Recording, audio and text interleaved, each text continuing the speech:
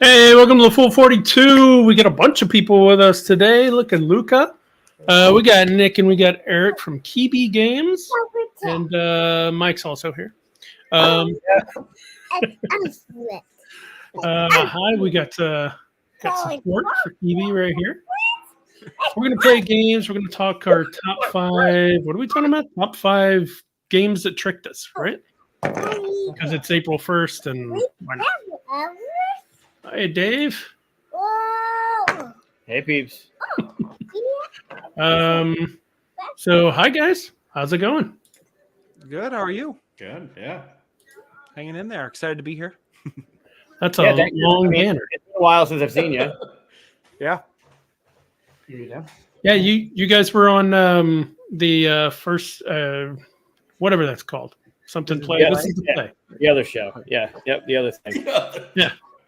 Live from Syracuse. They flew in for Leprechaun. They were on the show with their significant others. We were causing chaos there too. It was great. Yeah. Nice. Yeah, that was a fun show. Yeah, that show we did. If you haven't watched it, it's awesome. There were so many amazing moments when we were playing relative space with the flip overs and the West winning on the Flamingo, and it was bonkers. And tonight we're playing another one of their ridiculously amazing designs, so it'll be fun. Cool. So you want to talk about our guests first, or you want to do announcements? We do announcements. All right. Well, then I'll take this banner down. Oh, wait, forgot. Got to do the whole BAM giant thing. Look over. There you go. Subscribe, like it. I have noticed people doing this more, that we have a giant thing. People like the visual. I don't know. Look at that. So if you haven't noticed, we have 200 members. We hit 200 members in the Facebook group. Oh, nice. Awesome. It's been sitting at 190 something for a while, so we finally got to 200. That's cool. We should probably talk to them more often. Probably. Hey, you got 200 without talking to them, so maybe that's true. We start talking to them, they might run away. I leave. Yeah, we'll rock the boat. Leave it the way it is. All right, so let's do some announcements. Let's talk about the things that are happening, the things that I got no announcements. What do you got? I never have announcements. It's you. You're the one that's going to all the conventions, and you should have announcements. Yeah. So Friday is for those that are following along. Friday is the last day to complete your survey for charcuterie. We're shutting it down on Friday evening, 11:59 on the East. So if you're watching this at any point now live or through the next week, April 5th at 11:59 p.m. Eastern, the surveys are shut down. So. Go and fill that thing out so nothing is delayed and there's no extra shipping charges and all that great bullshit that goes with fulfillment. If you don't know what I'm talking about, go to the Third World website or go to the Discord or whatever. And we should have put a link in there or something. Yeah, probably. Hey, Andrew. Yeah, so there's that. And then... I don't know what else. I got Lucas painting. If you want to go right into Lucas painting. Yeah, Lucas painting. So that is something we do every week. Got a big. This little guy that was just over here. It's the big graphic. Lucas, there's the big graphic. More big graphics. Nope, he's looking at the TV. So talk to us about Lucas painting. Yeah, so that little gentleman that popped in over here. He's 2 years, a few months old, and he's been painting on canvas with watercolors since 2 Decembers ago. So when he was a little over a year, he started doing these things. And every show, in the beginning, there is a painting that I show off, and we kind of go into the darkest depths of our minds and figure out what demons Chris is hiding. This one is from March 28th. It's the Rorschach test, basically. Yeah. Right? It's the Chris Shack test. That's what it is.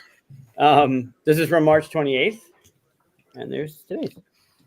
Ooh, all right. I instantly see something, but I'm gonna wait till other people say in the comments what you guys have to say. What do you guys see? What do you see, Mike? You've had more time with it. Me? I don't want to. No. Well, I see two things. I guess I'll jump the gun on this one. I see the Starship Enterprise up here. Ooh. I can't unsee that. And then I see a like a Terry Pratchett like flying turtle in space. So like the bridging of two things. Yep. I do like the color, peach and the purple. I don't quite see the turtle. I see the Enterprise, definitely. This is his head. This is his like a sea turtle. This is his fin. This is the back. Oh, okay. See, I see like a purple angry bird. I see action flying purple angry bird. Small body, big wings, big beak, diving in. That works. Purple vulture swooping in, says Andrew. Danger Will Robinson. Nice. Another sci-fi reference. Enterprise and an igloo. Nice. I see like a weird Gonzo puppet with a fro ice skating. Oh. What's that face? Put that back. You can't judge me. This is Warshak. You can't be judging me. That is what they're there for, is to judge people. Yeah, but you can't. Where's Gonzo? Yeah, with the big nose, he has the eye. The gray. The gray part has the big nose. The gray is his nose? Yeah, you see it sticking out that way, right? No, I know what Gonzo is. Yeah, has the nose. Where is it on here? Okay, you see the gray, right? Gray is Gonzo? Well, you see the part that would be the nacelle of the Enterprise? I don't know what that is. Okay, see the Enterprise above me right here? The long poles that are on either end of it? Oh, okay, yeah. Warp nacelles. So that part is his nose. And This see the little open, see the little open eye just behind it? Right up here? Yeah, there you go. So that's his face, side profile, and he's got a big afro, and then he's going really fast ice skating, wearing a purple shirt. Oh, like this is his body. Yeah. All right. So That's a stretch. Yep, I agree with you there. Not crazy. I will say, yeah, like I see like hair and then like sunglasses. Yeah. And either it kind of looks like a mask if that's the face covering, like a purple mask covering the rest of Oh yeah. the face. Yep. Yeah. Like Darkwing Duck kind of thing. Yeah. Well, it's just the beak coming out. Yeah. Yeah, Di sees the sunglasses too. I bet if you flip it over, the gray blob will look strikingly like a duck. Yeah, that's a duck. Yeah, that's a duck. That is definitely a duck. Can't unsee that. Yeah. Maybe that's his shadow. That's like, so you're like getting a perspective, like a shadow on the clouds. Oh, interesting. Could be upside down Enterprise. I mean, space doesn't have upside down floor, you know. True. You're right. It could be the thing that you've been saying. I like that. See a future board game illustrator. See? There we go. Nice. Little father and son game design stuff. That'd be good. So rat over a puddle.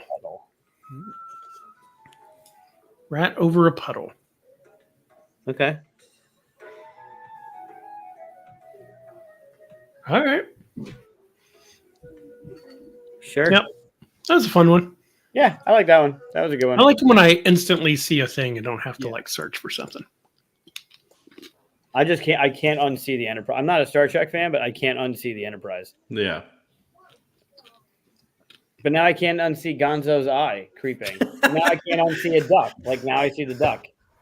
It's like those pictures where it's a rabbit but also a duck, and as soon as somebody tells you the other one, you can't go back to seeing the original one. Yeah, it's like the witch and the beautiful lady. That one. Yeah. What about the that black and blue dress or the white and gold one? Yeah. Oh, yeah. Now that one's different because someone will say that's black and blue, and I see white and gold, and no matter what you say, doesn't change it, right? Yeah. I've had it change on me, and then once I focus like on the picture, it'll change back. Like it just basically on shadows. It's real weird. It's creepy. Very creepy. I love that stuff. It's good stuff. Yeah, so that's this week's. What about you guys? You guys got announcements? Yeah, none here. None that we can really talk about. You know about most of them, so but Oh, I do. I want to ask you questions about how some of the stuff has been going since your trip back from here. But yeah, we'll leave that one be for now anyway. Always good to end announcements with things we can't tell you. Well, I can tell you. Check out KeyBee Games Facebook page. There you go. You'll see pictures of a whole bunch. Yeah, there's stuff even Mike doesn't know about yet. I saw it. I might even talk to you on that one. Yeah. I don't want to know anything else. There's like 3 more that I need in addition to, and there's got to be a cap. It's addiction. It's a straight up addiction. Oh, spinning ballerina. I can see that. Nice. So that's all our announcements then. Let's move on to talking. While we're in announcements, how's Peter's trip to China going? Is he back yet? No, he's. I believe he's on his way to Thailand now. Jeez, a long trip. Yeah, friend of ours. He's doing that, and Singapore, like big trip and stuff. But he spent most of the trip going to the factories that we work with and stuff like that. So yeah. A lot of fascinating stuff.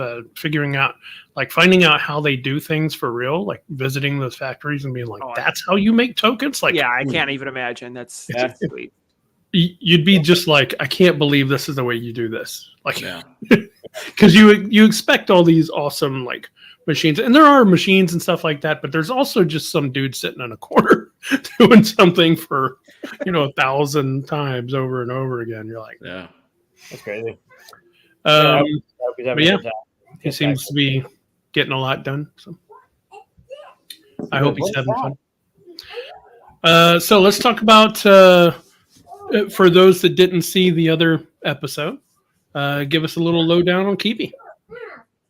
All right, Nick, you want to start, or do you want me to? Go for it. All right.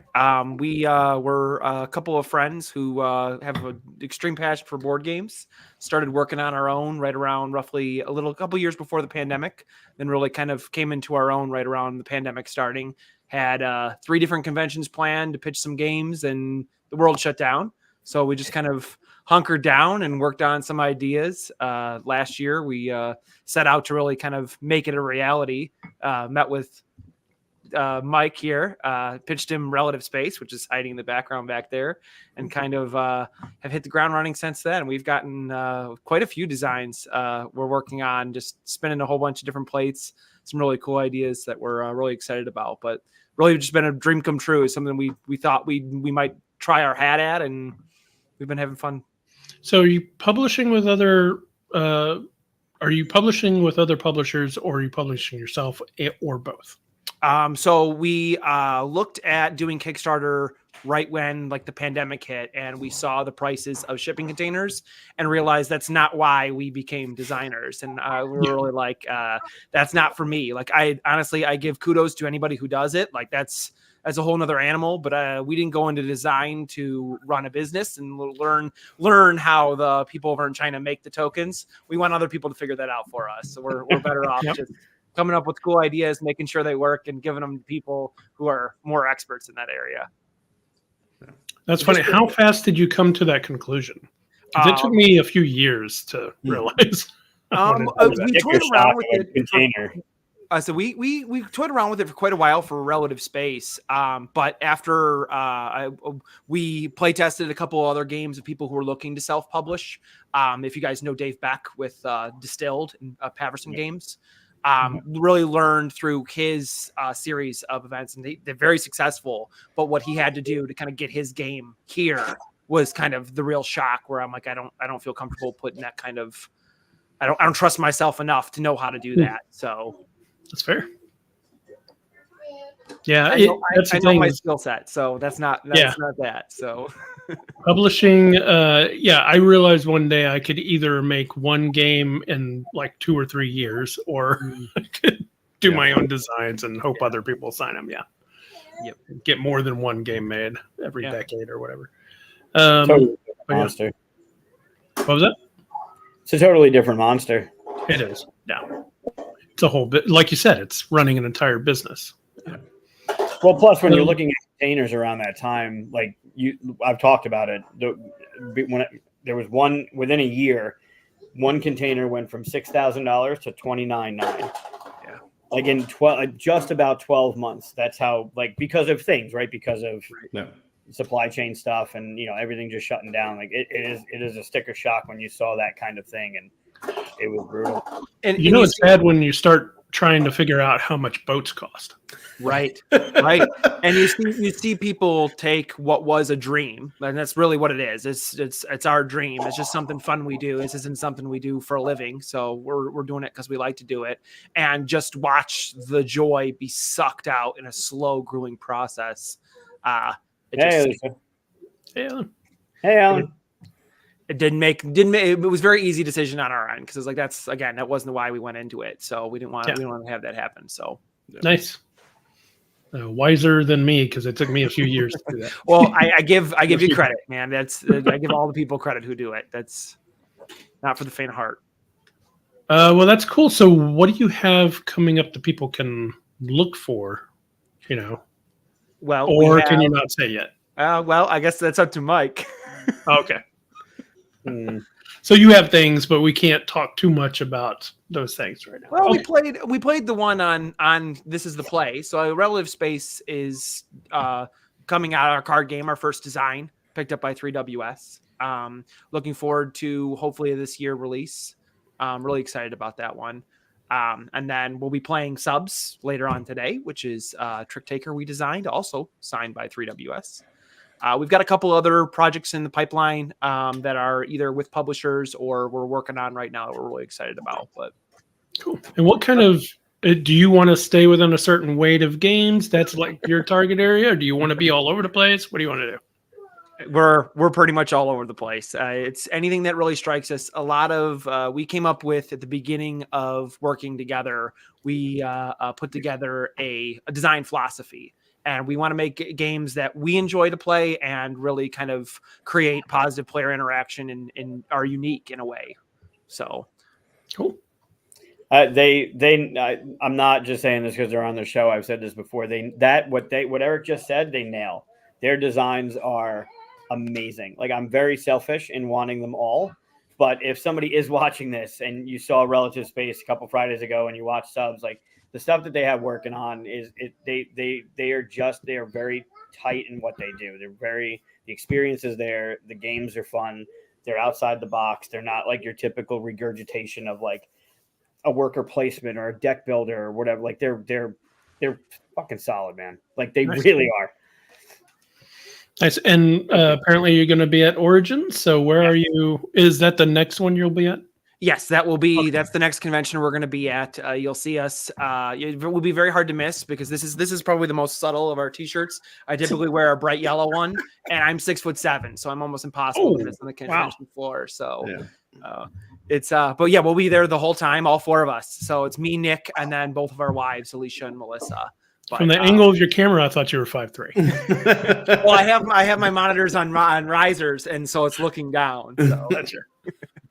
But yeah, no, we'll be there, and then just kind of depending on when Relative Space hits public, we'll probably be another one or two.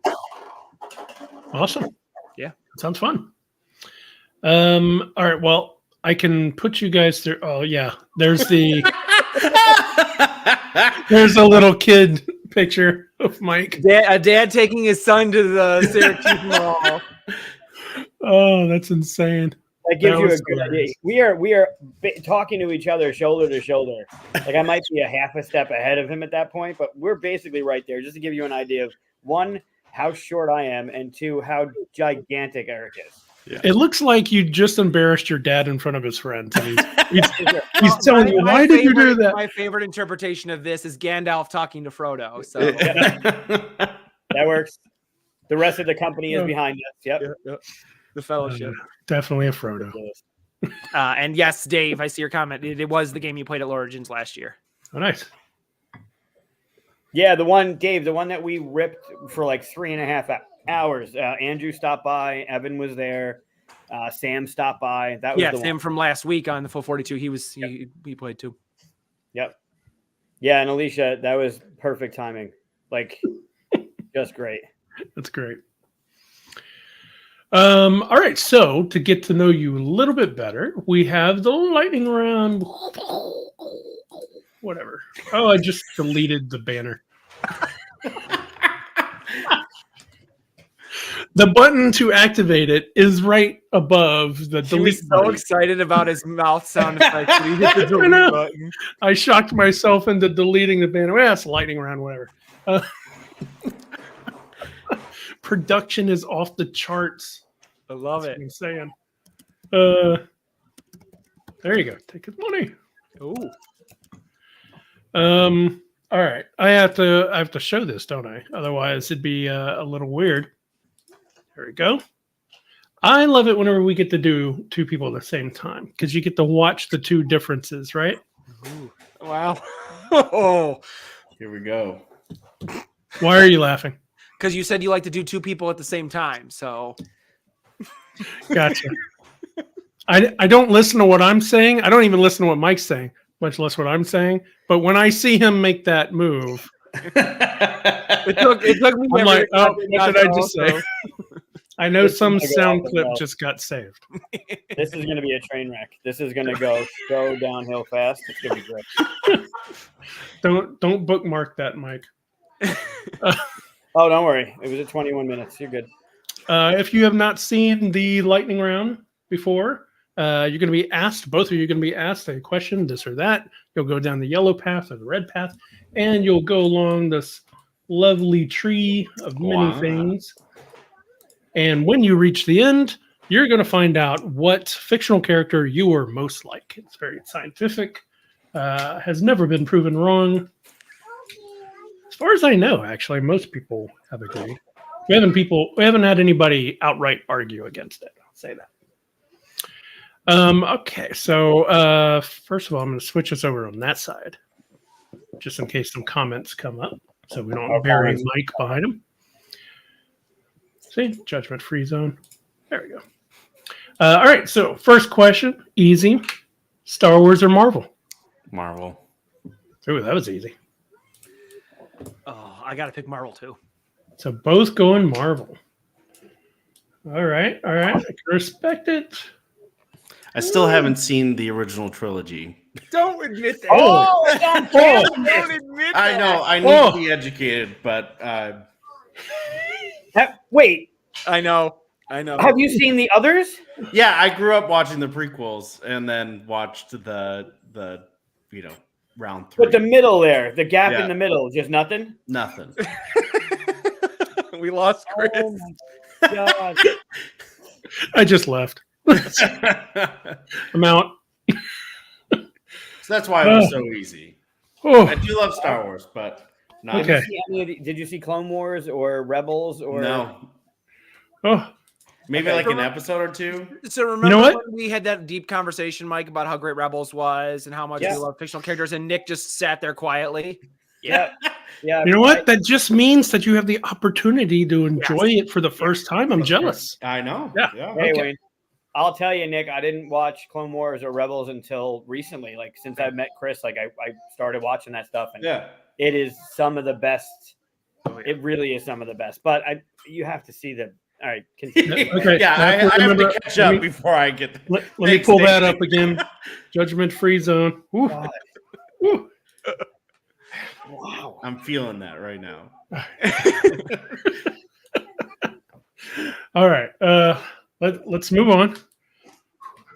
All right. So you're both over here. Daredevil or Spider-Man?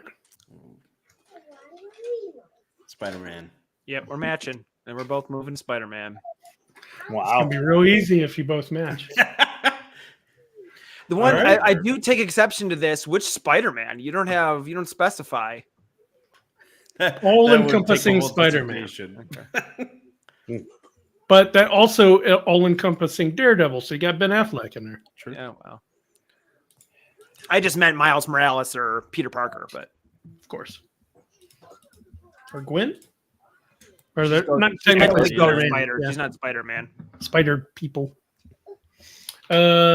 Soup in a bread bowl or bread in your soup bowl? Soup in a bread bowl, hands down. No, bread in your soup bowl. Oh, there Yeah, we go. You get a little dip. Now we got a little switch. All right, Eric, you said which one? The Soup in a bread bowl. soup in a bread bowl. So you're going yellow. And Nick, you're going red. All right. So we'll start on the left side. So Eric, this one's for you. Indian cuisine or sushi? Sushi. Easy. Oh, that was quick. Oh, All right. And Nick? Telekinesis or telepathy? Ooh.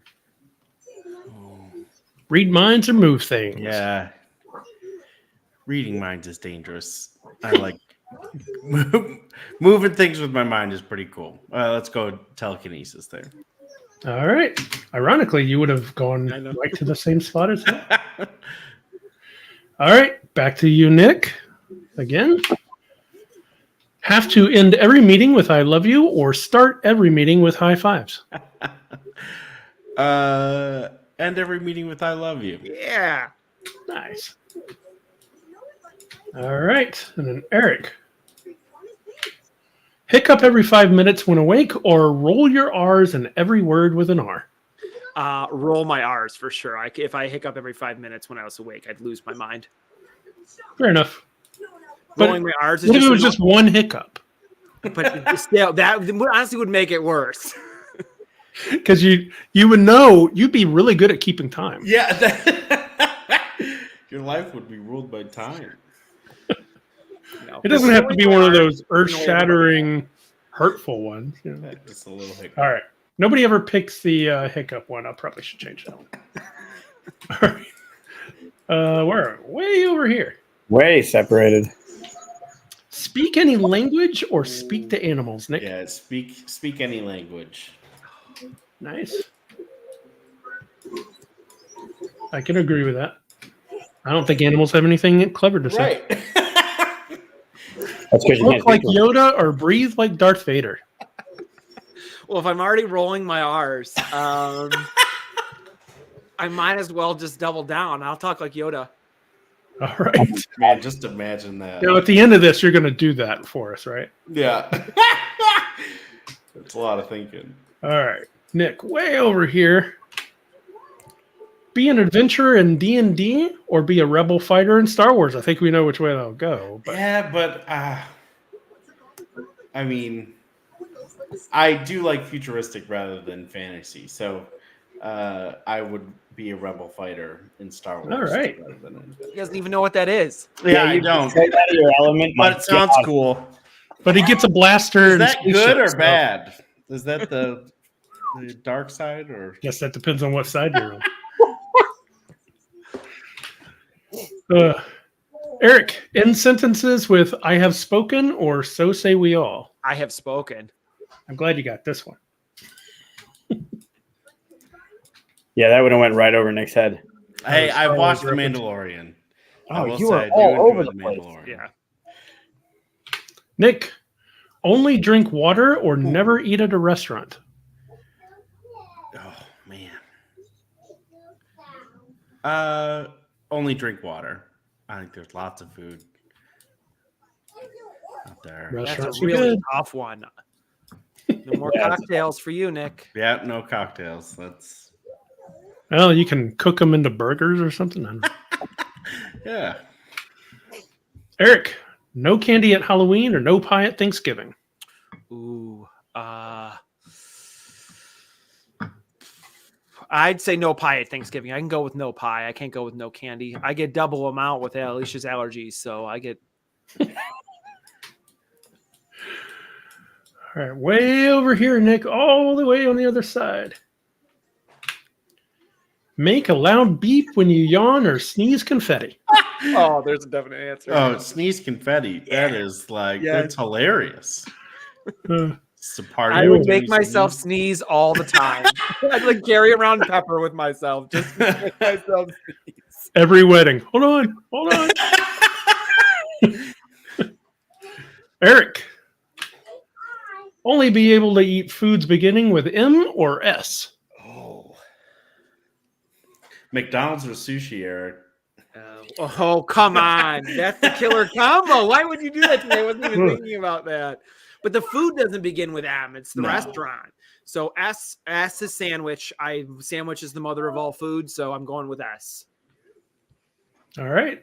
Or if you go back to one of our episodes, it could be salad, which covers all foods, right, Mike? Everything's a salad. With that attitude, it is. Yeah. This one's important here, Nick. All right. You're going left or right. Be a great creator or a great leader. Oh, Ooh.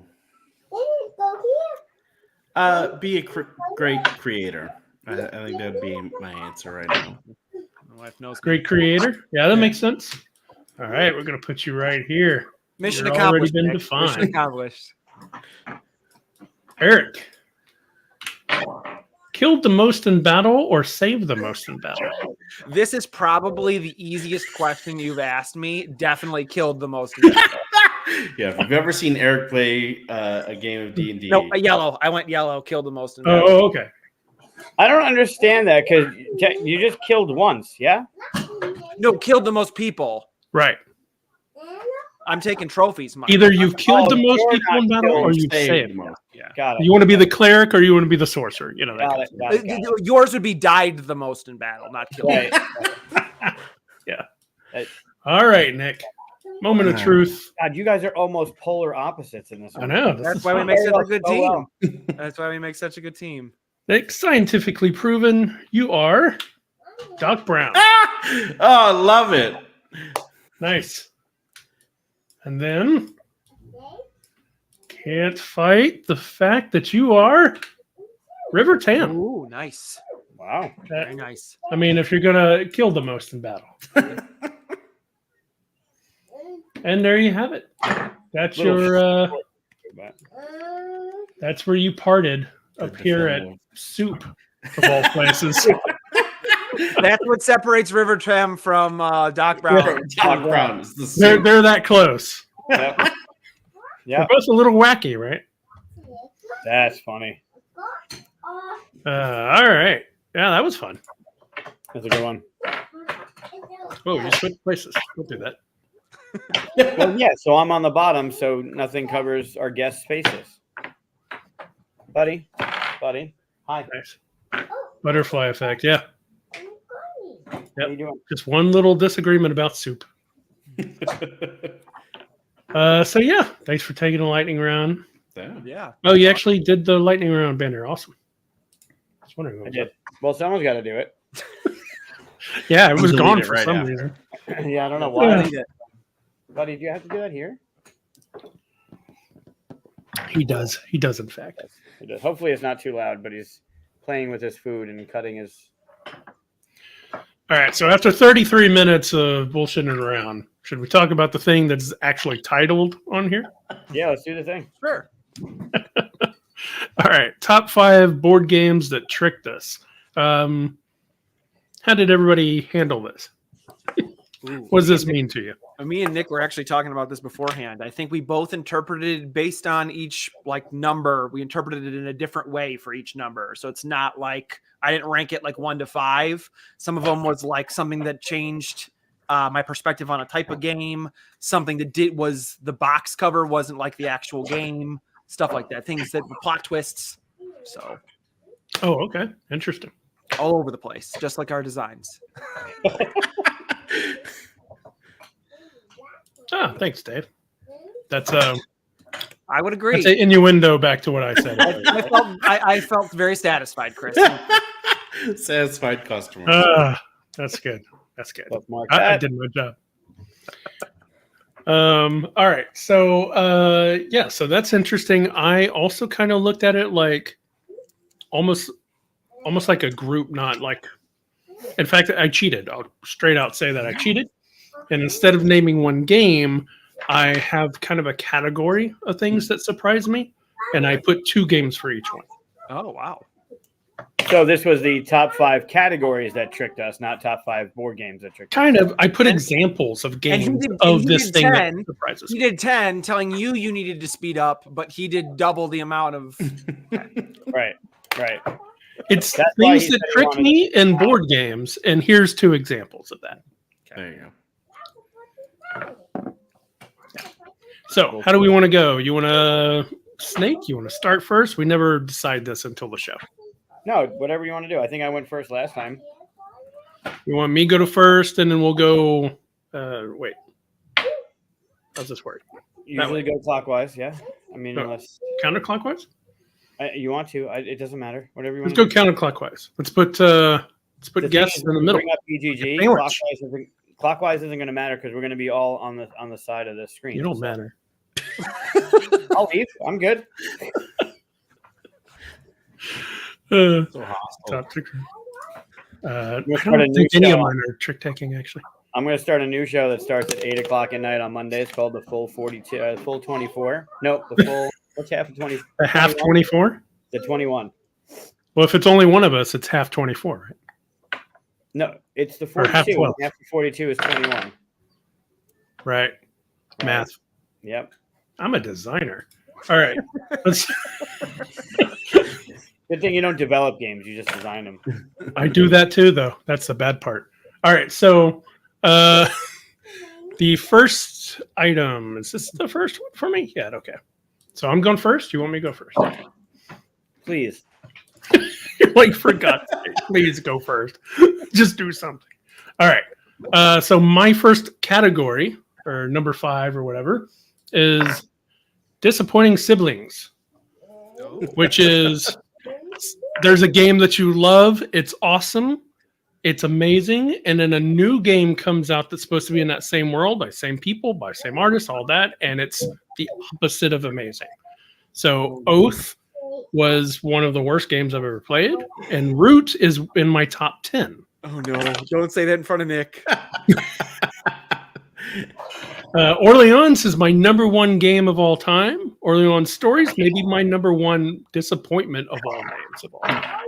So it's this kind of like, same people making the game. I'm like ready for it, and I feel completely tricked into getting this kind of thing. These are only 2 examples of this negative take on this list. Math. Oh, that's a good one, actually. Concordia. Oh, I should put us over here. There we go. All right. So that's my number 5. So tell me, did both of you go silent or just Mike? Just Mike. Oh, okay. Yeah. It's weird because the audio Yeah. went. I'm just dealing, Mister. I want to play with wooden toys on the kitchen table during the show, so Yeah. I'm sure it's not loud, and you guys don't hear any of it. Nope. Which one? I gotta move us over to see that. There we go. That's better. All right. So let's see. If we're going in reverse order, it's Eric. What's your number 5? Ooh, number 5. I have The Initiative as my 5th one. And my thought process on that one was it is a game that held many secrets. I don't want to spoil it for people who haven't played it. There's a number of things outside of the normal thing that legacy games like to do, like hiding a card in the box. They kind of take it a step further. That definitely tricked me because something you're doing in the game gets used in a totally different way later on. Very, very cool. Fun co-op game. Comes with a comic book like rule book and comic book like storybook that you read out of. Very clever. Oh, right up Chris's alley. He loves those comic book rule books. That's another list. We can't get into that. I do like the cover though. That looks awesome. Yeah. It reminds me of another cover. I can't think of what it is, but it kind of did the same idea. Like it had like the side of the face, even had the hat, I think. I can't remember what it is though.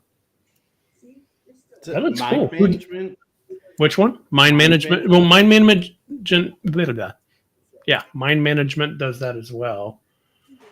And this is by who does this one?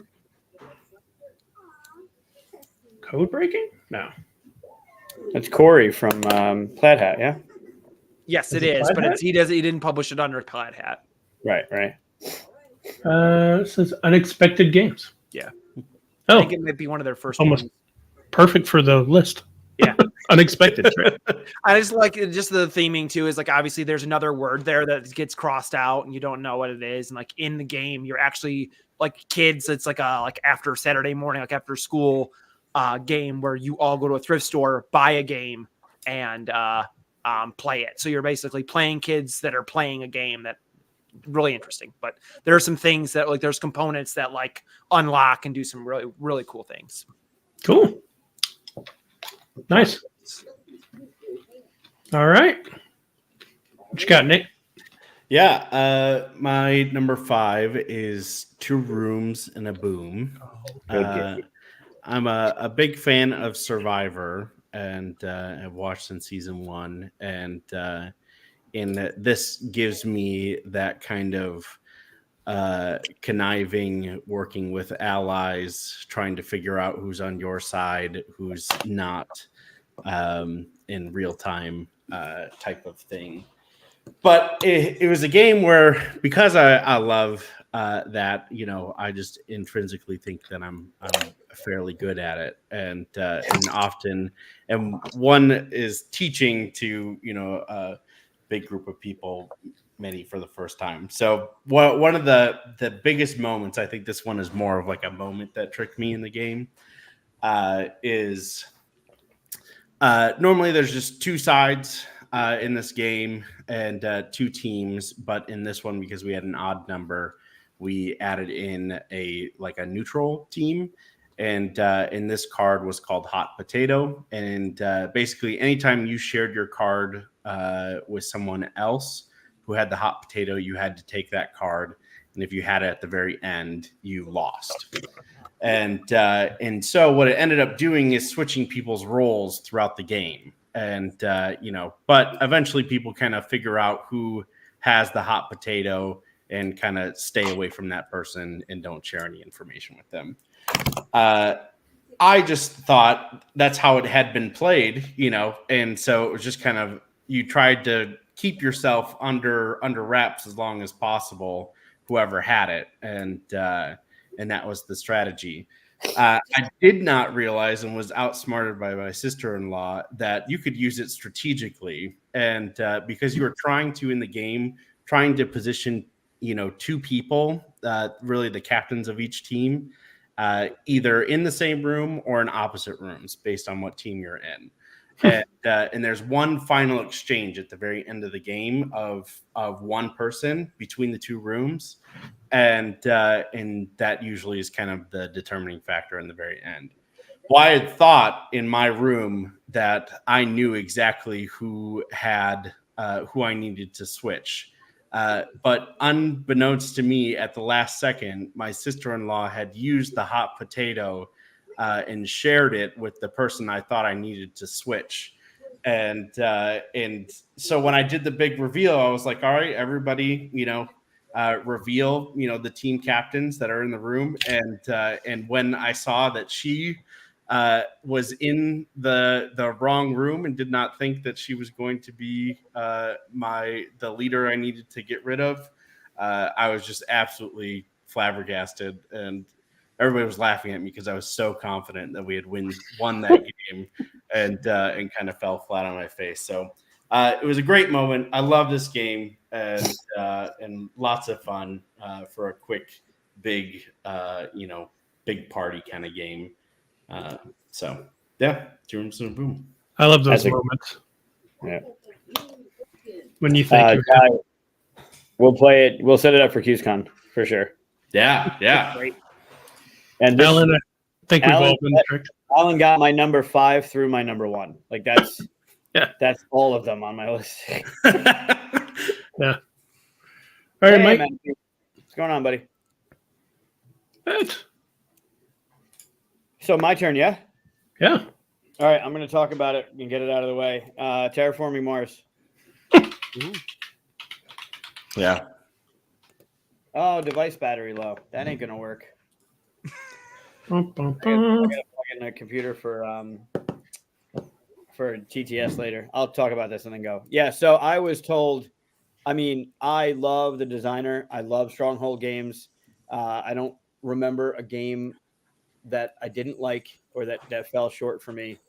And I was leading into this game thinking it's going to be just massive, right? Number 1 on BGG. Everyone loves it. Everyone's talking about it. Nope, not at all.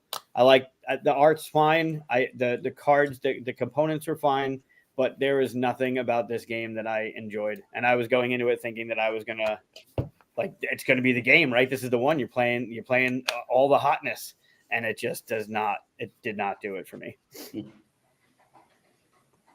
Nice. Yeah, I've talked about it ad nauseum. But yeah, that one probably the most tricked me the most. All right. Number 4, starting with me again. We're just going around. Yeah, we can. All right. Well, I will. We've never done this before. We're 4 years into this thing, and you're like, "What do we do now? I don't know what to do." Last time we did it, we snaked back and forth. Sometimes we switch it up. So I'm just trying to work with you. And then we continuously snake. It just evokes the feeling of a game jam. Like you guys are just designing the show as we go. So yeah, that's what it is. It's accurate. It's like a real game where it's never done. Hey now. Okay, I shouldn't have put these in pictures because now I have to bounce back and forth. But off the back of yours, as per your style, I will also share ones that I've been told are the best thing ever, but they are not. So these are some examples that I've been told, like Feast of Odin is the best of Rosenberg games, Earth is better than Ark Nova, and they're not. They're not bad games. I like both of the games, but they have been hyped up so much that you think, oh, I can't wait for this to be the better thing, and it just falls dramatically short of the other ones. So Caverna is even Agricola, the 2-player version of Agricola is better than a Feast for Odin for me. And then, of course, this is all subjective, but I was surprised because it seemed like an overwhelming amount of people were like Feast of Odin for sure. Yeah, I've heard, for sure. I've not played it, but I've heard wonderful things, nothing but wonderful things about a Feast for Odin. And it is a decent game. I'm happy I got it, and I played it a few times, and I was like, yeah, that's pretty good, but I'll always pick the other ones over. So I was just surprised that didn't seem to be true for that.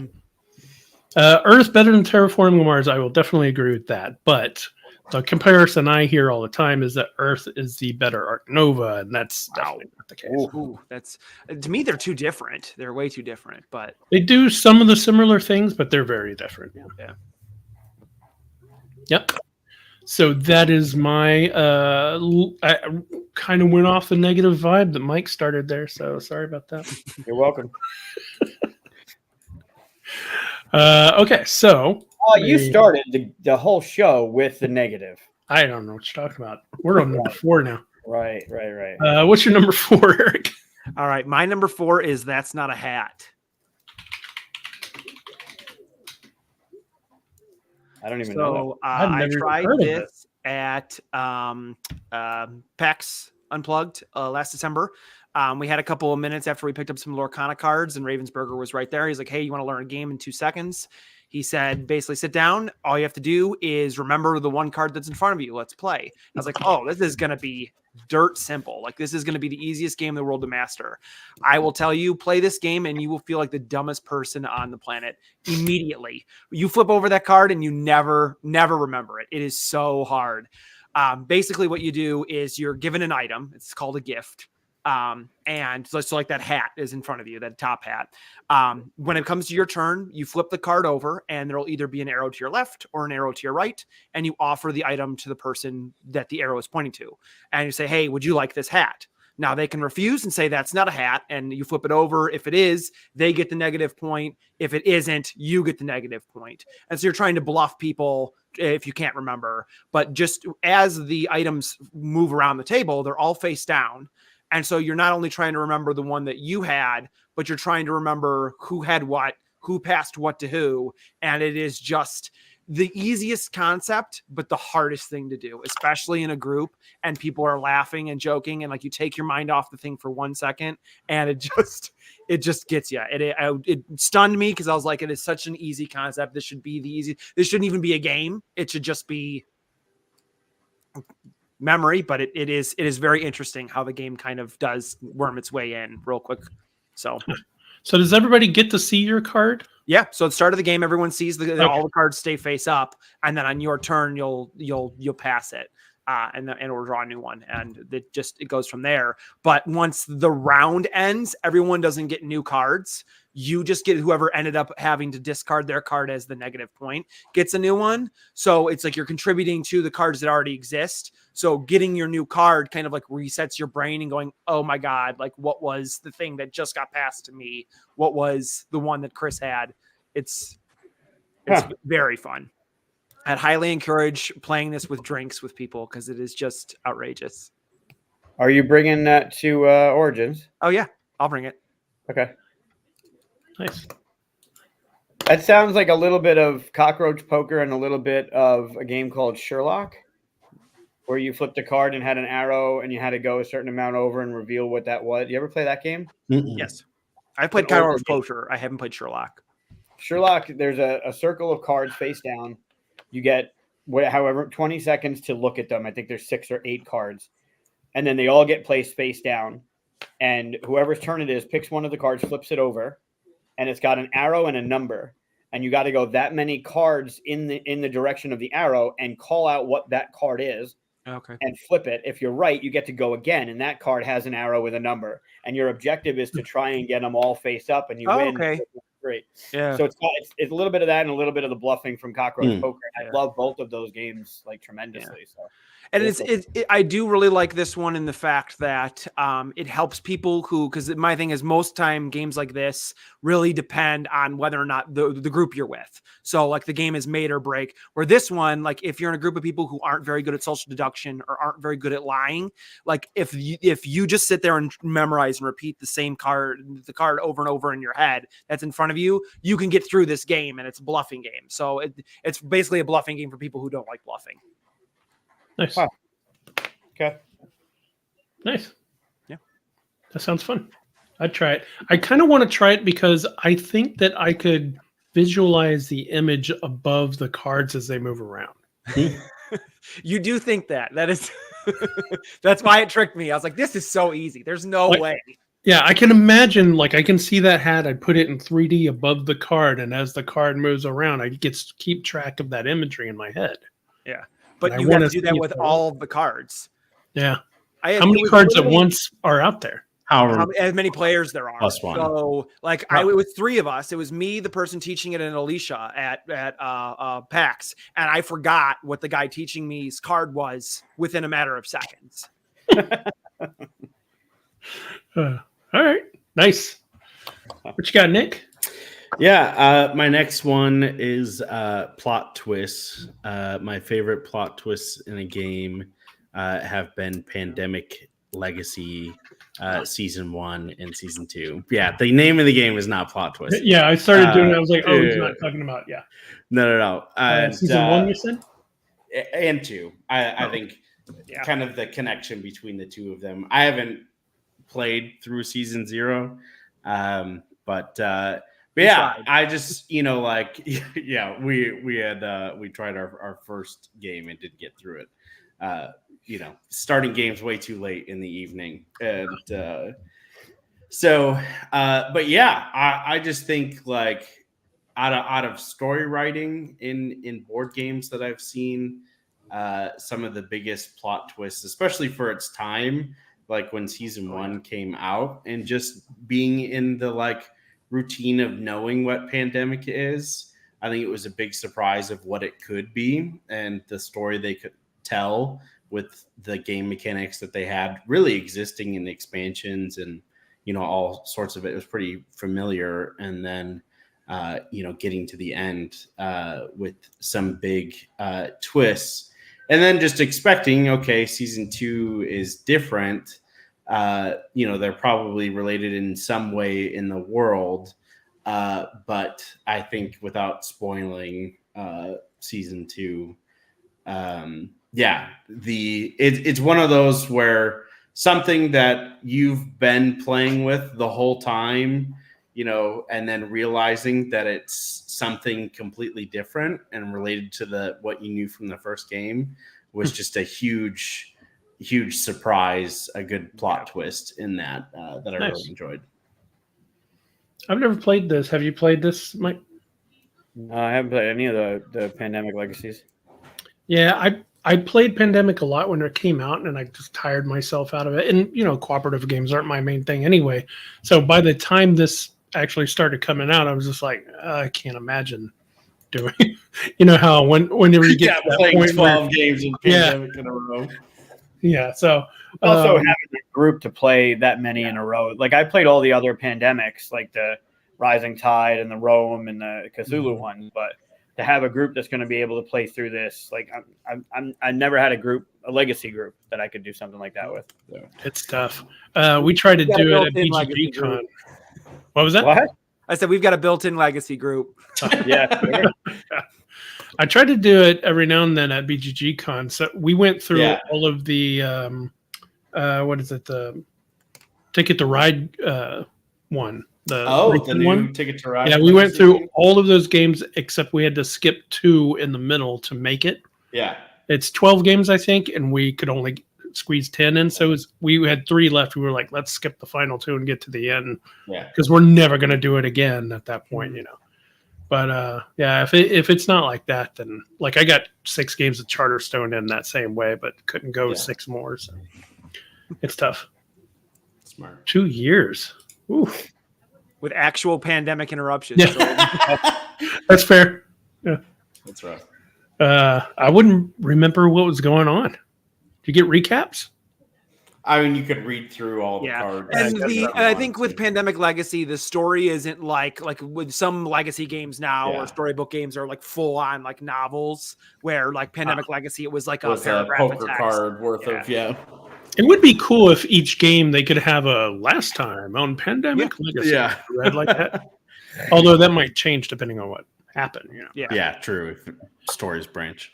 Cool. Nice. Mike, what's your number 4? My next one. I don't know where I want to go after that. That was good. Let's go with Paleo. With what? Paleo, Paleo. Oh. How do you spell that? PALEO. Yep. Wow. Like Should have Paleolithic. known that. Yep. It's the one with the mammoth on the front. Yeah. Yeah, that's a solo game, isn't it? No. Oh, it's cooperative. Yeah, same thing. Yeah, it's That's not true. There That's are not many true at all. cooperative games that are not solo. It's a 2021 Kenner winner. And from what I heard, I just played it recently, beginning of the year, actually.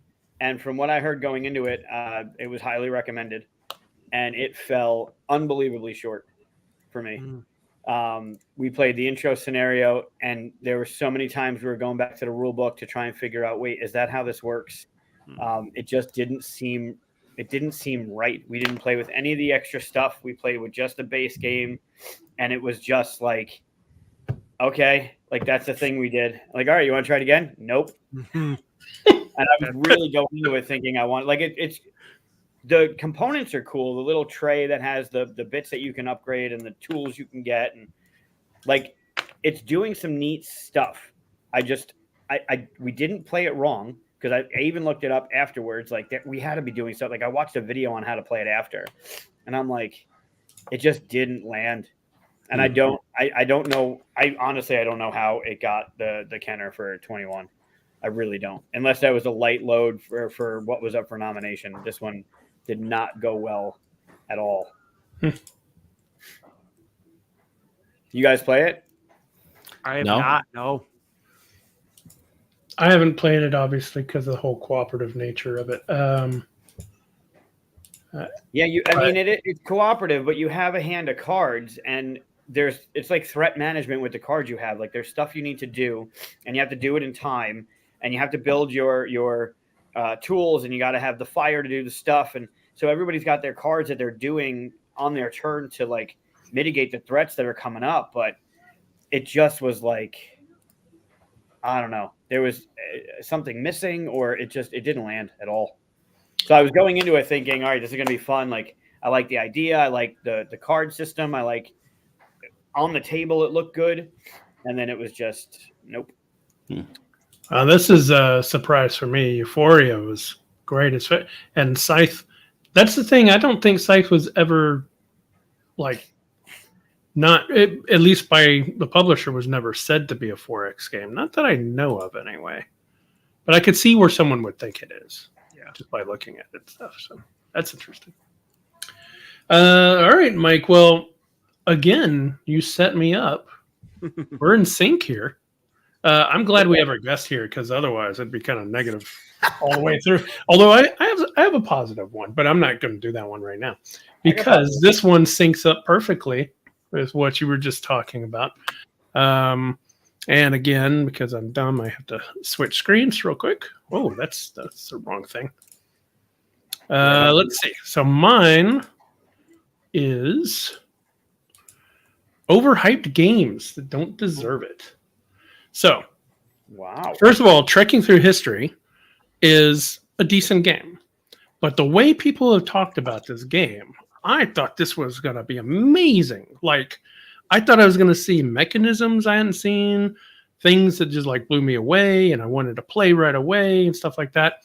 It was a decent game, but it wasn't that, right? Mm-hmm. However, I'm doing it a disservice by putting an Endless War, which is a big box of blah. Or Endless Winter, but that's okay. Or Endless Winter. Yeah, Endless game. It was just a bunch of mechanisms from other games put together with some nice art and design, as far as I'm concerned. I've played other games by Fantasia, and they've done great. So it's not, I'm not trying to knock on them too much. But, man, when this game came out, I felt like a lot of people were just trying to... Like, the Kickstarter itself was amazing.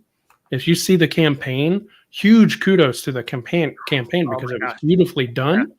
Yeah, it happened at the same time as my Asking for Troubles one, so I was definitely watching how it was going and stuff. I nearly backed it, I think, 4 different times just because of the campaign. Yeah, they did a great job at selling this, and a lot of people like this game, but a lot of times I'm wondering, like, are you just like hyping it up because that whole, if I don't, I'll really see what it is and feel bad about how much money I actually spent on this thing?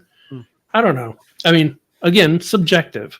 And these are just 2 examples. But the whole overhyped thing that people get all crazy about, and then like 2 months later, you never hear anybody talking about that game again. That's what these games are.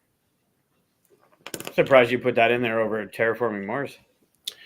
I actually like Terraforming Mars for a little bit, but I totally understand why you didn't like it.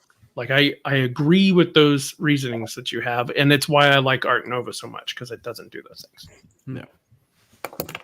But that's my number 3. So, I got a lot of comments. Oh, look at that. All right. That's all I need is one person to agree with me, and I feel vindicated. I will say that I did... Yeah, I will say that I actually like history a lot. So it was interesting, and the art's really amazing, and Trekking Through History, I like that stuff. Yeah, I don't like some of the stuff in there, but the gameplay was just kind of like, it was okay. It just wasn't what it was hyped up to be, Fair enough. Good enough. In my mind. All right. So number 3 from Eric. Hopefully it's a positive one. Yeah, it is. Nick knocked off one of mine with Pandemic Legacy. So I'm going to go and put in my honorary mention. My next one is Familiar Tales. This is a game that tricked me because I didn't think board games were possible or were capable of telling a story as profound as Familiar Tales tells. The game can be played just by somebody reading, but it's one of the few games where I'd say download the app. It is fully voice acted. Each character has their own voice. Prolific voice actors voice them all. We spent 2 Grand Cons ago here in Michigan playing the last full segment of the game for probably 5-6 hours in the lobby of the hotel, and just were riveted. It is. I can't describe it as anything other than beautiful. The story is really, really beautiful. Characters are fully developed, fully rendered. It's not some kind of you read a card, you move on type thing. The gameplay is nothing revolutionary. The mechanics aren't revolutionary either. It's honestly play for the story. I'd highly recommend if you have a family, this would be a great one to play with a family and a kid, because you play as one of 4 different wizard familiars. Trying to raise a little girl. A little girl gets dropped off at your doorstep at the beginning of the game. And in each segment of the game, she's at a different age. So the first segment, she's a baby and you're taking care of her. The second segment, she's a little girl. And the third segment, she's like a teenager. And the choices you make in the game change who she is in each segment. So she can either go down like 1 or 2 paths and has different abilities based on those paths. Beautiful story. Well, very well acted. Loved it. That's cool. That sounds brilliant. Yeah, I honestly, it changed my perspective on the type of art board games can be. I always knew them to be art, but I didn't think, other than the stories you as players create, I didn't really think a game was capable of telling such a profound story. So that's how this one tricked me, because haven't played a better story. Did you played it at 4-player, I assume? Mm-hmm. Yep. Okay. Would you recommend playing it at like a 2-player or something? Yeah, I think it's very doable at 2, for sure.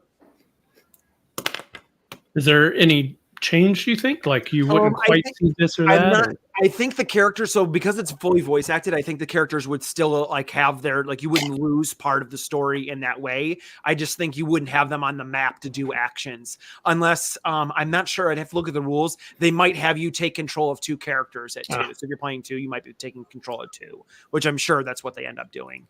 Oh, look at that. Yeah, it has some of the only things that I could think of. It has some, you kind of earn your own kind of like personal moments with the child that you're taking care of. And so because maybe you're not earning that as a player, you don't get those, but those are kind of few and far between and just kind of like little side moments. That like add flavor, but the main quest of it all is great. Are all those minis in the game? Yes. Mm-hmm. Yep. That's crazy. Yeah, obviously there's some nice minis to paint according to these pictures. Yeah, Right. So each one of the familiars is a mini. Most of the enemies are minis. Some of the enemies are tokens if they're because there's just so many of them. Like there's like the little minions I think are represented by the tokens, but all of the main central villains or minions are minis as well. And then you get that little like cardboard like shop area to grab those tokens and stuff. So that he was showing earlier in that picture, and you get this little map. It's really clever. We actually were playing at Grand Con with a tablet setup where because it plays like background music and then we'll read for the characters.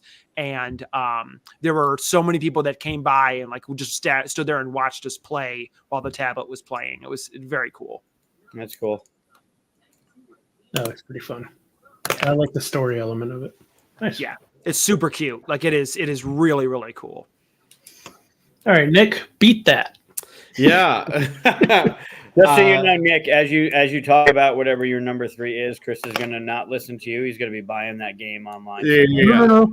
Totally focused. I'm just going to write something down real quick. Uh-huh. My next one is QE. Good. This game, no matter how many times I play it, I'm like, this time I'm not going to write big numbers. I'm going to try to keep this game down, keep it in the thousands. I'm not spending money, in this game. But this game, you don't have the bounds of how much money you can bid on something. You can bid any amount of money, and it's like, you start bidding low, and you're like, well, I'm not winning anything, and so then you bid some ridiculous, billion kajillion dollars, and then it's all over for you, And so I just, for a game with it's so funny, like with bidding, you're always limited by your resources, and this game removes that limit. You have endless resources. But if you spend the most, then you automatically You lose. lose, And so I think it's just such a clever mechanic, and it tricks me every time. And yeah. Quantitative easing is what QE stands for. Oh, Well, I'm going to one up your experience there. And I think I might have talked about this before, but I was playing with Alan Moon, this game with Alan Moon a couple years ago. And they play with a rule where you can bid anything, right? Like, like other things. Whatever you want. Yeah. So I become the person, and everyone's handing me their bids. And I flip over Alan's, and all it says on it is he bid one of his spiels. Like the actual trophy. It's written on the fucking card. Wow. And I'm looking at it going, what? He's like, and that's all he was just like, man. Well, like I had to put a number to that, but he was bidding like it was like dinner for like it was fucking bonkers what they did. But literally, you could bid anything. So if they did pick that as the winner, it would have to be higher than the number wise, whoever had the biggest number. Yeah. I had to assign a number to it. It was absolutely crazy. The expansion for this is really cool because it essentially takes away the problem that you get with 3 players. The person who bidded the second highest wins a commodity of some kind, and commodities are changed in for points at the end too. So with 3 people, you can really kind of like see who's going to bid what and like drop out and not spend a lot of money. So the expansion, highly recommend for that odd player count. Yeah, Gilmore worked on that. We played it at the Gathering last year. The expansion definitely adds to it. I didn't play that game. What happened? You didn't invite me to play that game? You're probably out to dinner with better people. I don't know. That happened once. That happened once. The rest of the times I was out to dinner with you. It was probably that night then.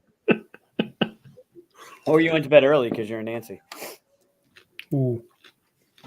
Problem. Wow. On names. All right. What's your number 3, Mike? That's me, huh? All right. This is going to be my last negative one, I think. Oh, maybe not. Maybe not. Go positive this time. Or do you even have any positives? Yeah, I do. Go positive. All right. He just wants you to set him up so he can go positive next. Yeah, I'm trying to think of which one is negative. I'm not going to do it. No, I think I like the rest. All right, I'm going to go with Battle Line. And I've talked on the show multiple times about GMT games. They're just not my cup of tea. Battle Line 2250? No, just Battle Line. Battle Lines? Battle Line? American Battle Lines? Dude, it's so small I can't see it. Click on one. I'll tell you if it's here. Which one? No. Perfect. Is that? That's not it. Well, you're not it. Is it 2 words? Is Battle Line 2 words? It's 2 words. See, that's information you could have shared. Remember, he can't see. So there it is. We got here together. It's a very simple game. I've talked about GMT games. I just don't like them. So I saw this and I'm like, whatever. But it's super simple, right? There's 7 red pawns in the middle between the 2 people. It's 2-player only. Those red pawns in the middle there. Mm-hmm. And on your turn, you play a card. You play 1 card to one of those positions. And your objective is to have the best suit that's possible. So you can do a straight, you can do same cards. So when you play one, yes, Shotentan is I believe a remake or a modern version of it, but basically the same thing. And they have a medieval version of this rather than this old ancient one. So yeah, when you play a card, you're giving information to the player, right? That you have something that's going to go along with that. So that bottom right set there, when that person played a 7, that person is letting the other player know, like I'm bluffing and I'm going to use this as a throwaway, or I have something that has to do with this yellow 7.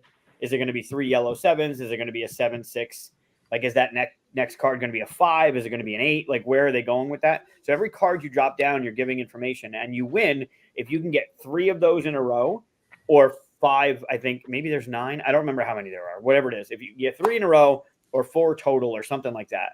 And all you're doing are playing cards. There are some modifier cards that like let you like whatever move a card or like modifiers to a location. You can only have one of them. You can't have more than your opponent, so you can't just stack up on them. So there are restrictions, but it's just a simple game, and there's not much to it. But it blew me away. Like I love it, and I don't like. I'm not a GMT fan, but it's not a GMT game. Like it is, but it isn't. Like clearly it is because it's on the box, but it doesn't have that feel of what GMT games have.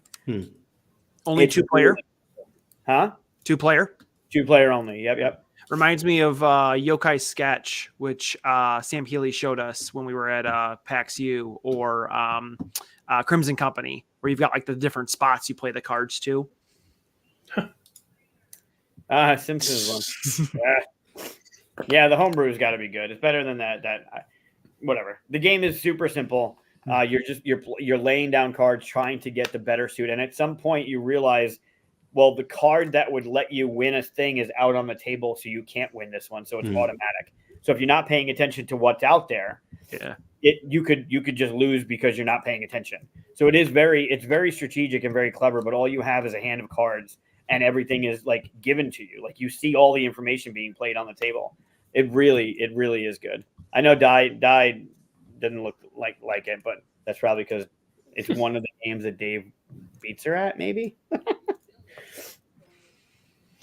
Yeah, Battle Line. The medieval one, I think, is just a retheme. They probably, the special cards probably have more of a thematic thing. The graphic design of it is definitely dated. This thing has an amazing amount of printings. Like it's been around. What was the year on this one? It was early 90s.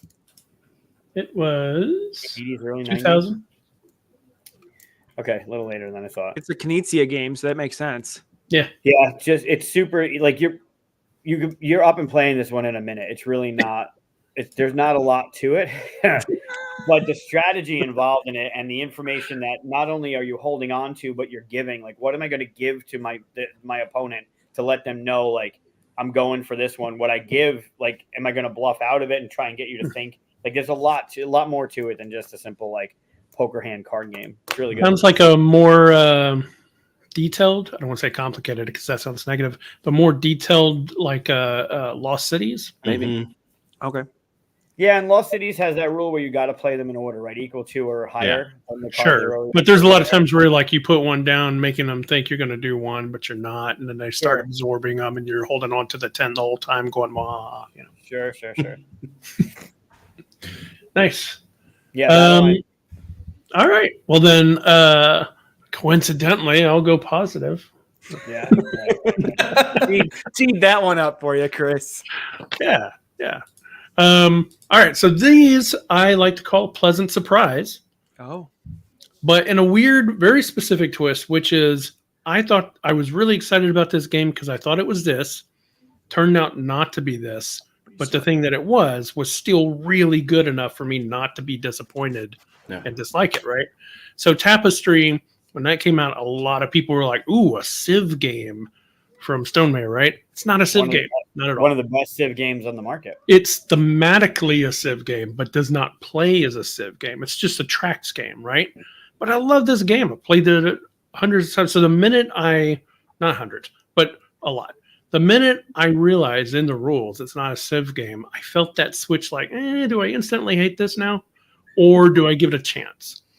And I gave it a chance, which made me very happy because once I got, you do let me just look at it for what it is and play it for what it is. I really enjoyed the game. Same thing for Vindication. Vindication has all these minis, which you don't need, but all these minis in there. But you do. Tons of minis. You can throw them away. Won't matter. But I love that you emphasize your parenthetical. That was really good. But that's the thing. You see all these big minis and they're massive and they're beautiful, and you're like, oh, this is going to be a cool Ameritrash battle or whatever. I was ready for that, and it's not at all. It's a Euro like moving cubes around game, but it's such a good game. And it does stuff that other games don't, and it plays with the theme in a great way. Again, I leave all the minis in the box. You never need them. But, and that's a little disappointment, but the game's so good that it got past that disappointment. So there are some games that do this for me, and those are the fun surprises. So how do you talk about Vindication's unneeded minis, but then go on about Tapestry being great? Do you know how many minis are in Tapestry? They have those little. Have you met Chris? Eric, this is Chris. Speaking from somebody who loves both Tapestry and has looked at Vindication probably upwards of 20 times and has tried to buy it but can never justify doing it because I know I'm the only person in my game group who will love it. But it is a game I've always wanted to play. But yeah, so I can't get my brother to play this because when he saw it, he thought, "Oh, this is going to be awesome." The American trash, all that stuff. And because he was disappointed of it, he was like, "Yeah, it's not what I want." So whatever. But because I had that moment where it's like, should I, in the rules as I read it, that kind of thing. And I made that decision to not, hate it immediately. I do actually like cube pushers and tracks, at least some of them. Yes. Some of them don't do it well. Okay. Sounds good. Yeah. Tapestry is great. Tapestry has its faults. Love the art. I mean, Bosley is an amazing artist. He brings you right into that world in such a great way. Have you seen the time lapse of him drawing this cover? No. It's on YouTube. It's pretty good. Don't leave, but you watch it afterwards. See ya. Good to see you guys. Bye. If you like watching time lapse, I mean, as I like looking at because I like to doodle, but watching his choices as he goes, like you see him start doing a building, he's like, nah, it doesn't look like that, it looks like this, and because it goes real fast and stuff, and he's like, how about these colors? Those colors suck, and it goes to different ones. It's just fun to try to figure out the choices he's making as it goes. It's very good. I almost put Tapestry on my list because of the civilization thing, right? Like, oh, it's a Civ game, cool, and then you play it, it's not a Civ game, right? Exactly. So I almost had it on there, but you had it as a negative though, huh? That would have been no, because I like Tapestry. Oh, so same idea. All right. So you're saying you agree with me. I'm surprised it's not on Nick's list for a game that tricked him for being balanced when it's really not. Oh yeah, that's true. That's very true. Dude. It is. Yeah. Yeah, one of my experiences with this game, the last time we played, I had played a Civ, and I was just looking at everybody else's Civ, and I was like, I don't know, there doesn't seem like there's a lot going on for me, and so I was like, let's look up like what the errata is, and I end up starting out with 45 points per player in the game. As a start to the game. Wow. And I was like, I'm already, we didn't realize that until about halfway through the game. And I was like, all right, now I'm in this game. And I was like, that's funny. That is wildly unbalanced. Oh yeah, it definitely. Is. I've talked about it recently. Like the building's not fitting on the grid. Like there's other minor things to it, but when you're sitting there and you've now flipped over your final era, and you're at 185 points or whatever the hell you got, and you're like, all right, I feel pretty good. And the next player is like, in the 40s, but they haven't flipped over like their second era. And then you just get to sit there for an hour and a half while they just fucking lap you. Like that's not fun, but the game is really good. And it's called player elimination. It is. Yeah, I guess so. The unbalanced thing, I found a trick for that. So maybe a month or so. What was that? Playtest? Is it a house rule? Not necessarily. So after a couple months of it being out, Jamie Stegmaier sent out a list of most powerful to least powerful factions. Mm-hmm. Right? And now this is before the errata. Yeah. So when he did that, I was like, okay, well, I'm just going to take the top, I forget how many, but I'd take the top 10, put them in a bag, and put the bottom 10 in a bag. And then I say, which bag do we all want to play from? Okay. And then all of your factions are a lot closer to each other. Yeah. And you can either choose the one that has, a radical influence on your points, or the ones who are kind of, medium. So You can also buy the rebalancing kit now. So he reprinted all the civs and on those nice feeling cards. So you can buy that as an expansion. Yeah. There's a notorious game where Alicia scored like 370 points where teaching my sister the game who like maybe passed 100 and like she continued and I was like, Alicia, like maybe we wrap it up now. Like maybe we just kill it. And she's like, no, I want to see how many points I get. And I was like, all right, we're all going to watch you play. Yep. She's ruthless. That sounds familiar. Yeah. Yes, Mike knows firsthand how ruthless she is. Her pitching style when showing people new games is just to totally decimate them at it. Nice. I appreciate that. Yeah. You're nothing if not consistent. I see it as a sign of respect that you not show me mercy. And I will not show mercy to others either. So that's my positive. There wasn't much negative right there. That was all positive. So that's my positive. So Eric, my one positive. All right. My number 2 is Calico. Oh, wow. Okay. I put Calico on there. It tricked me because it is from theming and from art style and the cute little adorable cat that's on the front. You think this is going to be the coziest, most wonderful experience ever. And that game is cutthroat and ruthless. Yep. The way it's just drafting tiles from a tile bag, but you get like 3 choices and everybody always takes the one you need. And there's maybe 2 of each type. And when you have your quilt all set up for that last piece to score you a ton of points, and people hate draft who normally would never hate draft. And it is just, that game is so brutal. And for it to look as cute as it does, that's why it tricked me. I was like, oh, this will be great. This will be an after dinner game, but this is absolutely not do I want to be able to speak to my wife after a game night game? Ruthless. Yeah, I agree. I almost had this on my list. It was this and Azul because you can do the same kind of hate draft. Azul can be really mean too, but Azul, like to me, this has a more cozy like presentation, and that's why I have it on this list because it's just Azul. You could kind of see, I guess not ruthless, but you could kind of give it that. Where Calico is like, oh, this is going to be. Yeah, my angle on the same game was, if I had it on there, was that I expected it to be a cozy game that people had overhyped. And that I wasn't going to like it, and then I did end up liking it. So, and that to clarify, I do very much enjoy this game. It's just a lot more ruthless than it gives off. Yeah. I think that's why Cascadia is kind of overtaking it for me because Cascadia feels a lot less ruthless. Agreed. Yeah. Yeah, there's some ways to mitigate not getting the tile that you wanted. Oh, that hurts because you're waiting all game for it. Yeah. I just need this green with the dots on it. That's all I need. And it comes out, and you're the last player to pick. It's like, well, I'd rather it not have come out. I'd rather it wouldn't have even come out. It's even worse when it gets all the way around to you. You're like, all right, one more person. So just ignore it. And then they take it, and you just leap across it. What are you doing? That's why you do the prefacing is like, that is the tile I've wanted all game. If you take that, I will never forgive you. Yeah. I'm definitely going to take it if you say that. Don't do that with me. All right, Nick.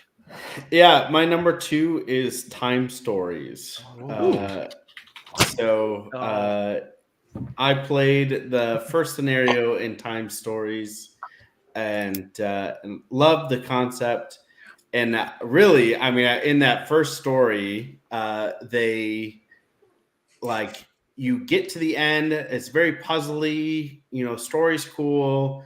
You feel, like you're getting all sorts of information working together, and you kind of come to a point in this first one where like you have all the information, but nothing in the game is telling you what you need to. You're like, I need to get to the next step, but nothing is like clear. There's not like a a point and click adventure. There's not like a button I can press that will get me there. And it ends up being like a pretty like meta puzzle where from the information, now you have to step outside of the game and solve that puzzle in order to figure out how to get to that. And I just thought that was the most like clever puzzle and like such a great experience. And this is my negative one is that you never see that again in any of the scenarios beyond that. I could say that. It gets less puzzly.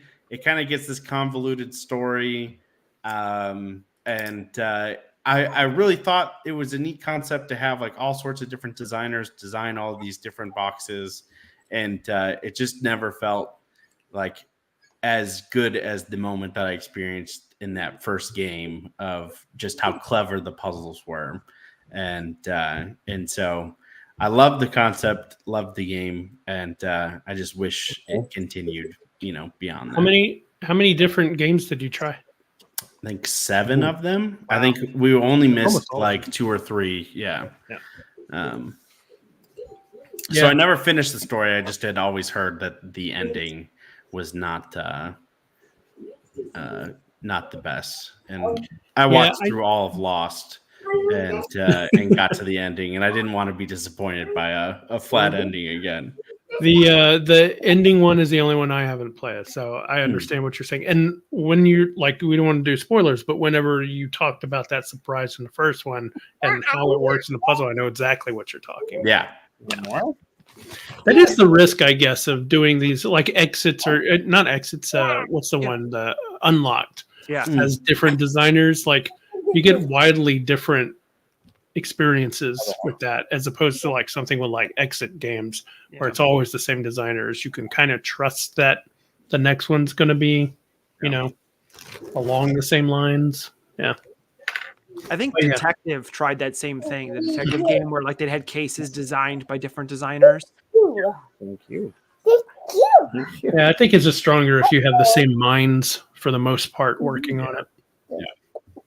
But yeah. Oh, good one. Okay, now. I did like the 80s one though.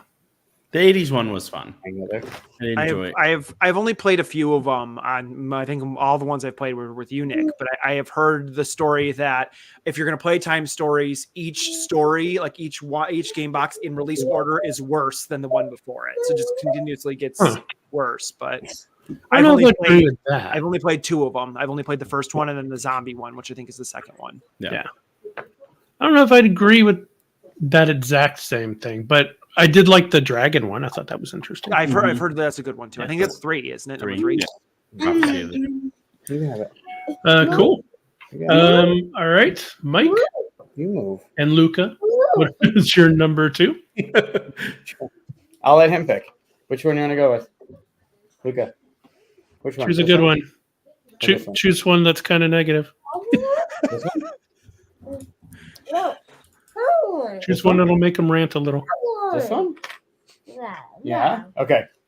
All right. We're gonna go with monikers. Oh, That's an old one.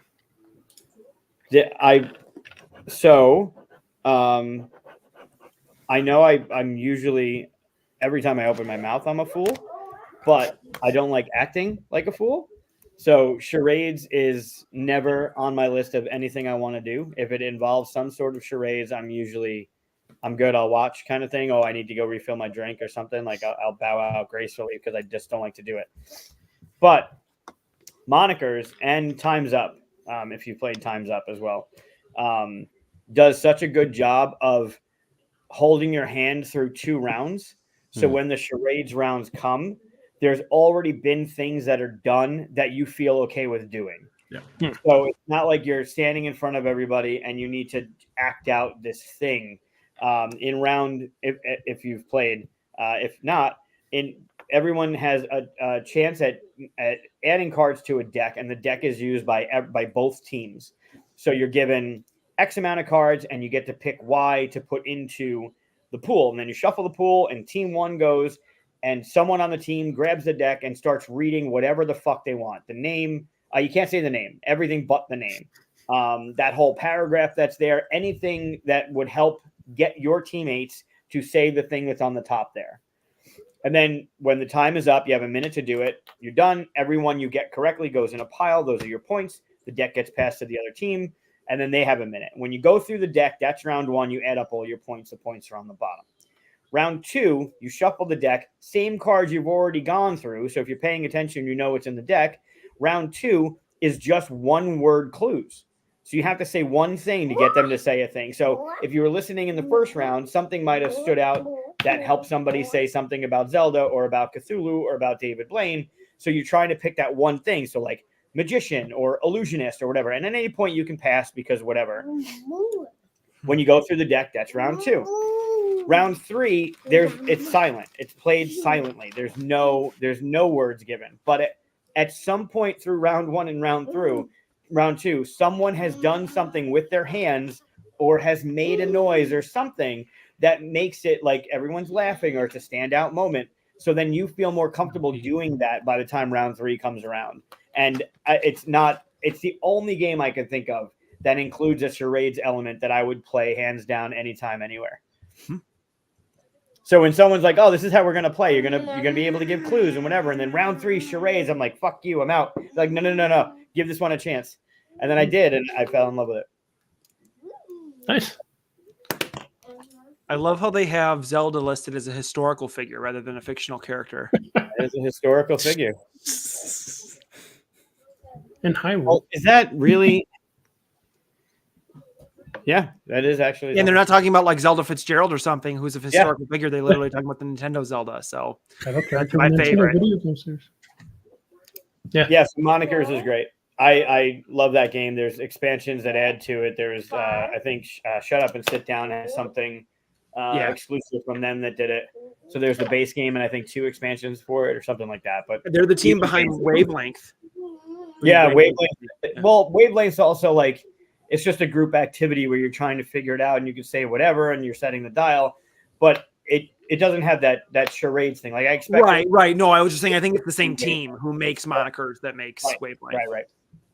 But yeah, Monikers. If I know it's out there. I don't know if Target still has it. I think Barnes and Noble still has it.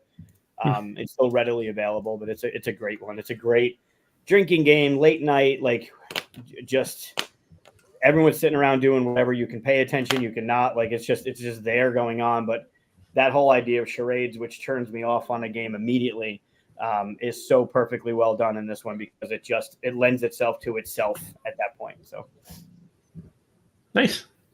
Yeah. Well, you went positive. I'm going a little negative. Sweet. But so my number one. Positive.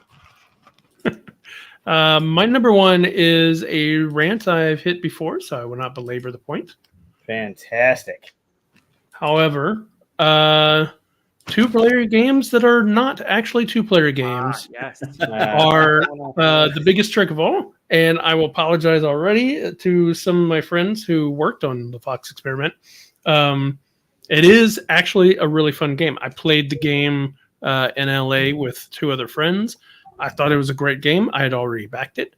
I came home to show it to my wife, and you can't play 2-player unless you play with a robot 3rd player. Yep. And my friend is the one that made the programming for the robot, and the other friend is the developer. So I'm sorry to them, but as 2-player game, if you tell me a game is a 2-player game, and then you give me a ghost player to be a 3rd player, it's not a 2-player game. You've tricked me into buying a game that should be a 3 to 4 or 3 or more player game. Correct. This is a trick that's happened. I put 7 No Wonders on there because it's been happening forever. And at some point, we all have to scream at publishers and say, put an asterisk on your 2 there to tell us something, to let us know, because some of us don't want to play that ghost player with all these rules for them to go. It's one thing like that game that's hard to say. Teo. Oh, do it. Teotihuacan is. I was close. You got it. Teotihuacan. You know what? Okay. So that one, its thing that you have to do is just put dice in a way. That's fine. That's not a ghost player. You don't have to manage their turn, right? They're just in your way for a round. That's perfectly fine. But when you have to actually go, okay, now it's the 3rd player's turn, and you have to do certain mechanisms and read rolls on how they go, that's just brutal. It's a solo player being inserted into a multiplayer game, and this thing, I actually feel tricked whenever this happens to me, and it's a bad feeling, and I'm tired of this, and I want it to go away. So I had to put this is the first thing that popped in my head. So, unfortunately, going to end on a negative rant. So. That was a rant. That was hardly a rant. That's because I've done the rant many times before, and you know it. So you knocked that one off my list. I felt the exact same way. Nice. The only way we found Tyler was where they gave the ghost player. Oh, that's interesting. Yep. So maybe we go a little more positive with everybody else. Yeah. Not that you have to. Negative is. My number one's positive. Mine changed. My number one changed my perspective on an entire genre of games. So my number one is Kabuto Sumo. Interesting. So before Kabuto Sumo, I would not allow a dexterity game to hit the table. Wouldn't play them. Hated them. Couldn't change my mind.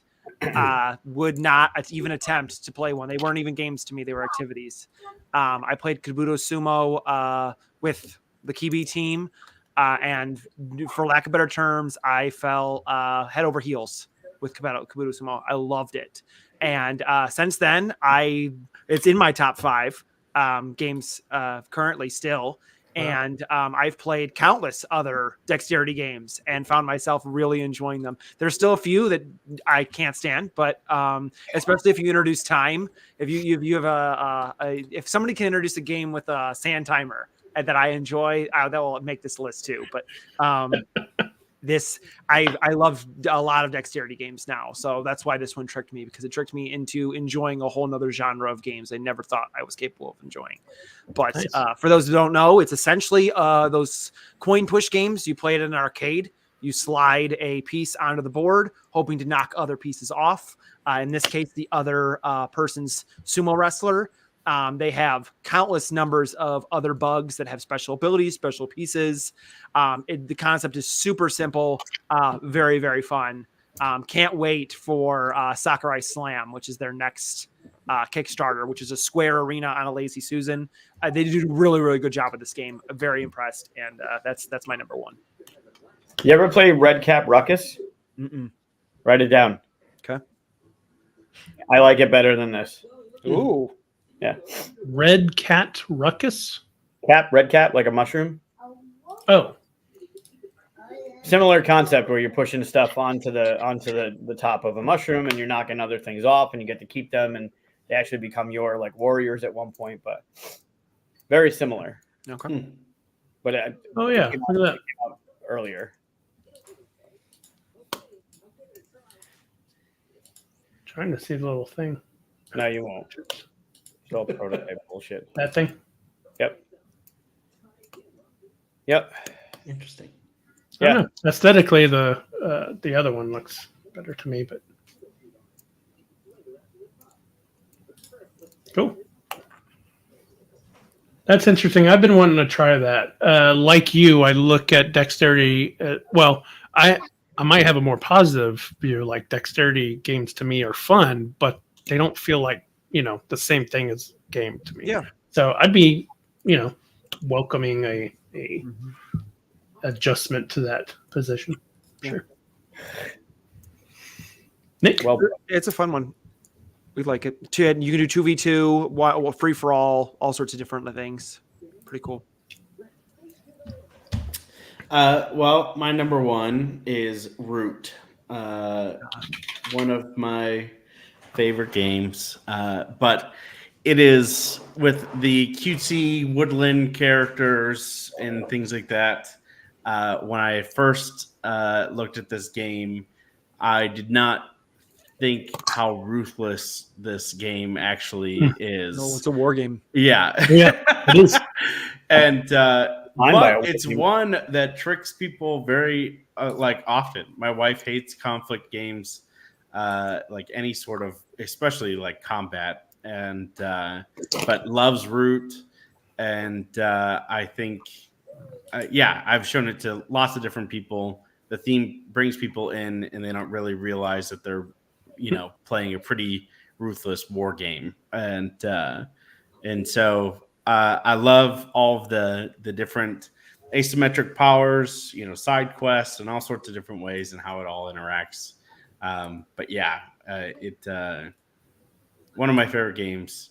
But yeah, definitely the theme, kind of along the Calico, route. Yeah, it's great. Oh, I like that picture. Yeah, I can't agree enough. I love this game. As a designer, it's fascinating to look at how they balanced all of the different factions. Yeah. And how they work together.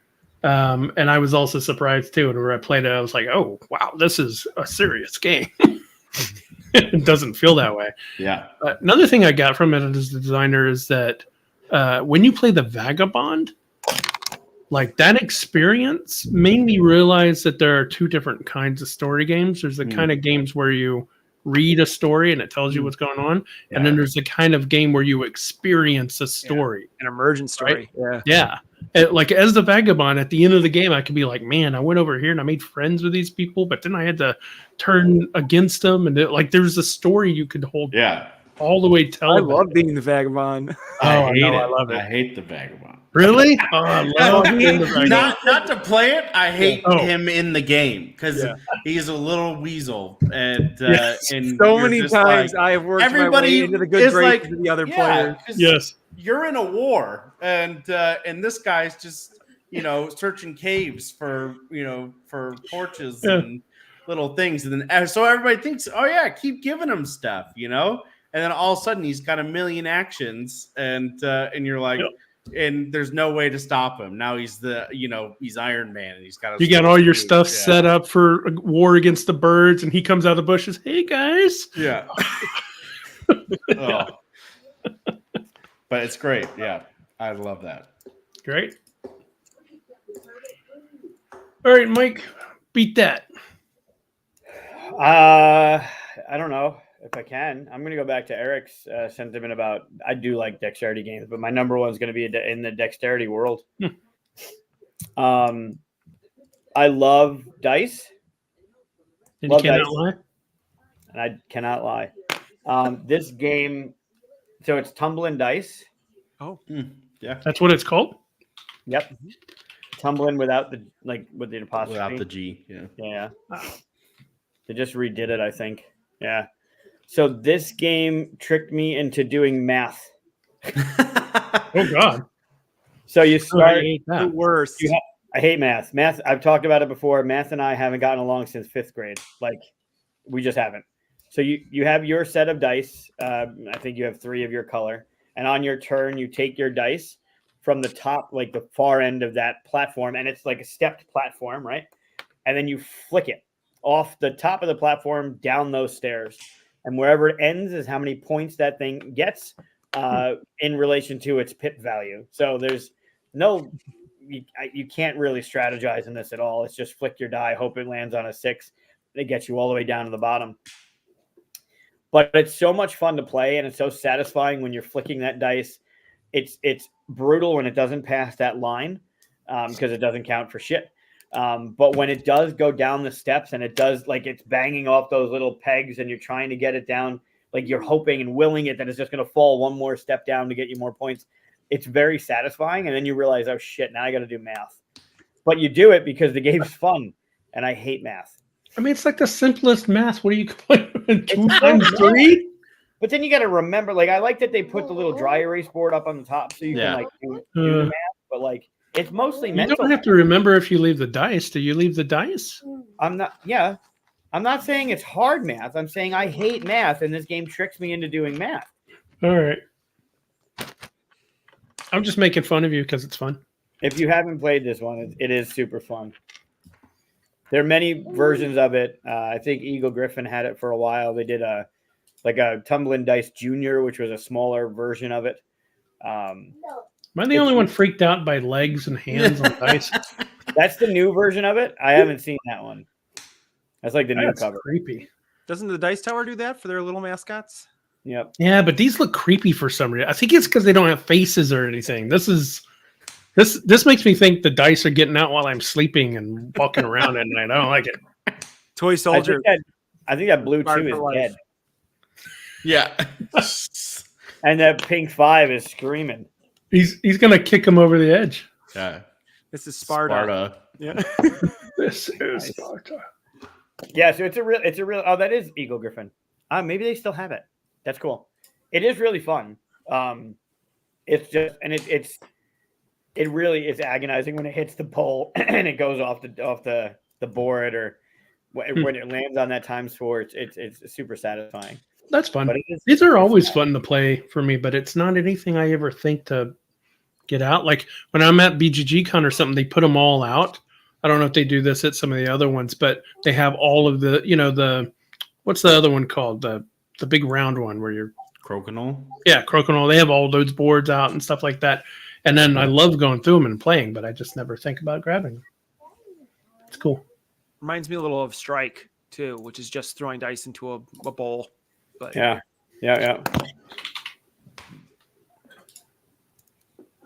This one? Yep. Yeah. You're literally you get a pool of dice. You're throwing dice into the pool. If you want to get doubles of some kind. If you roll an X, it comes out of the pool. Last person with dice wins. So it's an arena. Yeah. And you're literally throwing the dice in the arena, like bouncing it off dice to try and get them to re-roll into something. That's so good. That's so good. Is this the game as a key ring? I don't know. I've never Made seen that like version. yeah. Huh. Their own mobile It looks like version. Well, nice. Nice lists. That's some list. It's a good list.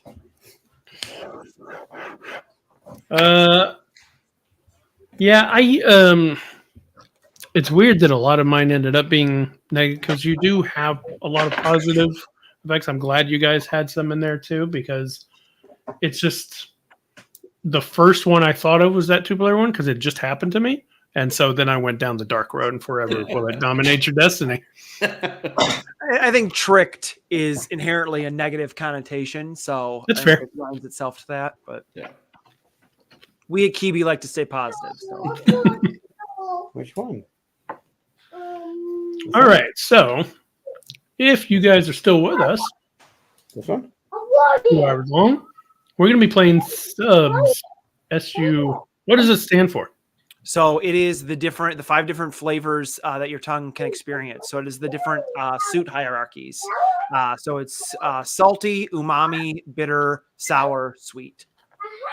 This one? So did he put too many B's in here? Yeah. Yes, it's Okay. it's SUBSS, not SBB SUBBS.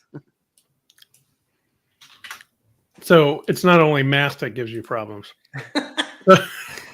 I'm half listening because of Luca right now, but yes, I added an extra B. Haha, I suck. What was the U? Umami. So what is that? What is that flavor? That flavor is it's a Japanese word. It evokes like richness. It's like in a Depth. sense, Yeah. it's like depth of flavor. So it's almost like Miso soup kind of yeah, thing? yeah. Okay. So like miso paste and things like that, where All right. It's That's deliciously interesting. savory. Is Yeah. where And what was the Merriam-Webster B? calls it. B bitter. is bitter.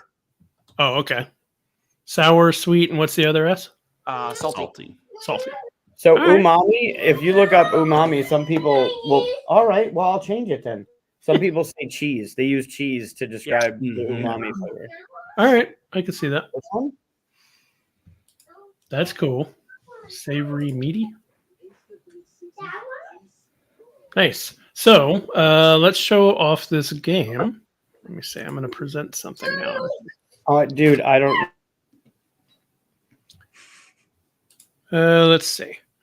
Eventually, I'm going to hit the right button. There we go.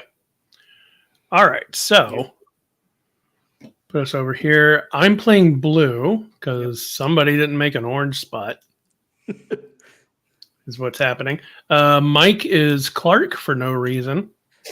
I've gone over that before. Clark Kent. And then- Clark, Eric, I think you're being KeyBee, right? Red? Yeah. Yep. Yeah. I am KeyBee All right. Games. And then Leedy times 2. Makes sense. All right. Awesome. This is prototype components. This is not final art. Yeah. You mean it doesn't come with these little counters? It does not. And we're playing with one of the older rules in how the flavors are set up. We're still play testing how that's going to work.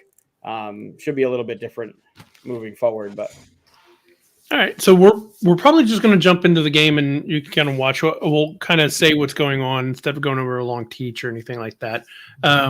But essentially, this is what a trick-taking game.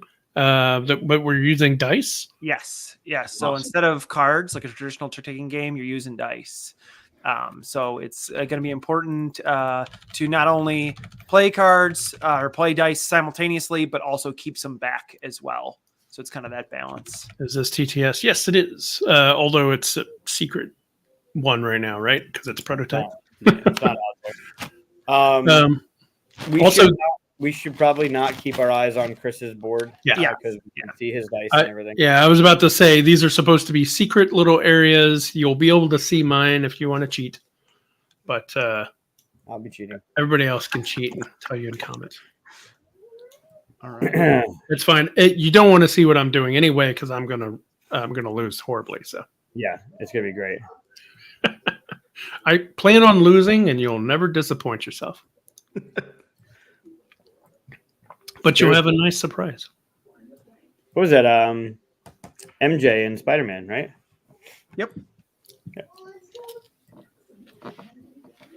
So we're gonna get these subs cards that Eric is putting together, and on them you'll see in Chris's screen there'll be colors on the bottom. Those represent the dice, the flavors. That'll give us. We're gonna take 2 past the rest, and that's gonna end up giving us our dice pool for the entire game. So you're selecting a good array of flavors for the competition that is happening. So try and vary what you're getting. Don't try and go too much into one, maybe. All right. So I'm picking 2 cards. Yes. You're Yep. picking 2 cards. And when you pick them, they come out face up, so everyone can see what they are. Okay. I'm not going in my hand. Interesting. Not much.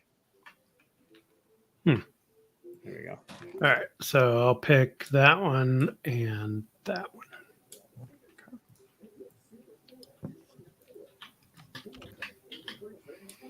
And then what? We're passing these to the left? Yep. Then you pass them to the left. Is it right if I drop those there, Nick? Yeah. All right. And then, so it's interesting that we're taking 2 cards at once. Is that just for a time kind of thing, or? Yes. Yeah. Yeah, because this can play up to 6, and we just determined that the amount of time it took to draft, where this is just a minor component of the game versus the actual like playing the tricks and stuff. So. Wow, lots of choices here, guys. Yeah. Jeez. That'll happen. Oh my gosh. So remember, so what'll happen is we're gonna get all these dice for our dice pool. So we might have, it'll be asymmetric. Some of us might have more than the other, but every round you're gonna roll them, and you're gonna pick 10 to play with. So you'll have excess that won't be counted not only for the 5 tricks that'll be taken each round, but at the end, like what you leave back at the end, you're only gonna have 10 dice. So you could get the cards that have a lot of dice on them and roll them, but you're only gonna have 10. So do you want to stay heavy on one color? Do you want to vary? There's a lot of things to think about moving forward. By the way, there's a weird thing where I can see Green's cards. That's weird. Yeah, like put one of your cards in there. Oh, now I can't. Oh, Yeah, there it is. it's based on where it gets dropped. So I dropped it on like not inside the box. It was kind of Oh, I see. It's got to be all the way in the box. Okay. So you could see what's in my blue card. My card right now. Oh, but So mine's not in the box. we don't even need to keep the last 2 hidden. the right? last 2 just get passed to the next player, and that's the ones they're stuck with. All right. So now what? We gather all these dice. We got all these dice over here. Yeah. Yep. All right, so I get those. Whoa, God! I threw the bag away. Oh my god. I expected the bag to be locked. Hold on, let me lock them. My Otherwise, God. I can't grab more than one. Where'd the red bag go? You threw it away. Oh, Did it really fly it's in off? my no. It's in my Oh gosh, guys, come on. That's great. unlimited red dice. Okay. All right. All right. That shouldn't happen now. I locked them. I get one more. Oh, I get too much. Jeez. This is a lot of dice. It is lots of chucking. Those. I get 3. I probably shouldn't say out loud. I guess you can see how many I'm getting. Yep. We We'll will, know 'cause what you're your gonna- dice you're gonna pool line is them made up. of. We just don't know what you're keeping. Oh, okay. I gotcha. So Mike is Uh, supposed to make his cards visible to everybody, but he hasn't. Because he said, I'm just lining them up so I can get my dice. You'll see them in a second. did I get them all? I have way too many dice. Oh, no, I'm missing these. Okay. I drafted my cards very poorly. All right. So how do you get rid of the non-10? So you'll dump them back in the bag. Once you see that? Yes. So in the normal game, there will actually be like a side. So we'll have screens that look like food trucks. Gotcha. There'll be like a That'll be side easier. garbage section that you can kind of like put them in. All right. All right. I would display mine outside over here, but there's no room. Yeah. All right. So we've got to deal 6 cards to the hierarchy now. So let's do 1, 2. No, I thought we were just gonna shuffle. 3. Oh, we can do that. Then I guess that would do the same thing. Yeah, just shuffle. It makes it way easier for setup. All right. Let's do that. Oh, wait. I haven't thrown away my card yet. Well, you don't throw away your dice until the suits come out. You need me to move these things? Yeah, it'd be helpful if you could. Thank you. Helpful pick up if the I whole got out of table. your way. All these magnet spots. I hate them. Please stop. Thank you. Not sure why that did that, but that's cool. Okay. right. So starting from the left to the right, is that right? So sweet is the top suit. Salt is the second suit. Bitter is third. Umami is second to last, and sour is the worst suit. So I think I agree with that. I do have a sweet. And then, so that'll be this round. At the end of the round, sweet's going to move down, sour's going to move up. no, sweet will move down, and salt will be. So it's just gonna just do the conveyor. So salt will be top, bitter will be third or second, umami, sour, and sweet will be bottom. So wait, next round, sour goes at top. No, Yeah, next nope, round, nope, next just round like will that. look like this. Yep. How does The it? top, second the round. Oh, I top gotcha. will come to the bottom, and then the last round, salt will go to the bottom, and bitter will be at top. And then that's Okay. third round. So that means that sour sucks. Yes, Yeah, for the most part. Yeah, But- agreed. but it sucks to win tricks. But you can still seed sour into tricks if you're the person who has the most sour dice at the end of the round, because you want to hold back dice too. Right. Okay. Interesting. All right, so now we roll our dice, and Oh, then weird. you pick down to 10. Let me roll them. Okay. Oh, sorry. Woo. Popped out. Oh, God. What if we don't like these? Well, then Then you have a good idea of what you're getting rid of. Everything? Cool. Getting rid of everything. Is it, you basically just want to keep all the high numbers, don't you? No. I mean, I Yeah, guess no. there's, you'll Remember, see. there's two things going on here, right? There's what you're going to use for to win the tricks, which right now sweet's the trump, then salt, then bitter. But then there's also the points you're going to get for what's been seeded. So you could, we've done this. Eric, and I were playing a game where we won. I think it was on a 1 on the second one down, and then we were winning tricks in the middle because you're trying to bluff out like well, no one's gonna lead with the red, right? They're gonna do something else this time. So I'll put a 1 out there, and you win with a 1. So there's the tricks you're gonna win, and the dice you wanna make sure you're playing to win the trick. But then there's also the dice that you'll get points for based on who's got the most value of the colors left back. Yep. All right. I gotta get rid of 8 dice. Is there a universal bag to throw them all in, or no? There's not.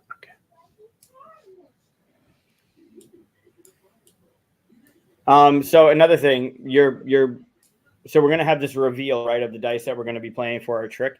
If at any point you choose not to put a dice in for a round, or you have no more dice left to put in for a round, you'll lose one of your plates for the rest of the game. Ooh. Highest scoring plate too. So you lose the 8 victory point plate first, the 5 victory point second, and the 2 victory point last. And I agree with Alicia. This game is going to sing. Oh, yeah. TTS is hard to. Yeah. What do you mean? This is final art. Guys. We've actually patented the design of boxes that make themselves invisible to everybody but you in real life. Sure. Good luck with that. Yeah, I like that. That's a good idea. Oh, there's bags over here. I didn't even see that. Yep. You tricked me. See what you did there. Don't give him any credit. It does get worse if you give me credit. So, good to know. am I supposed to still? We always keep these cards up.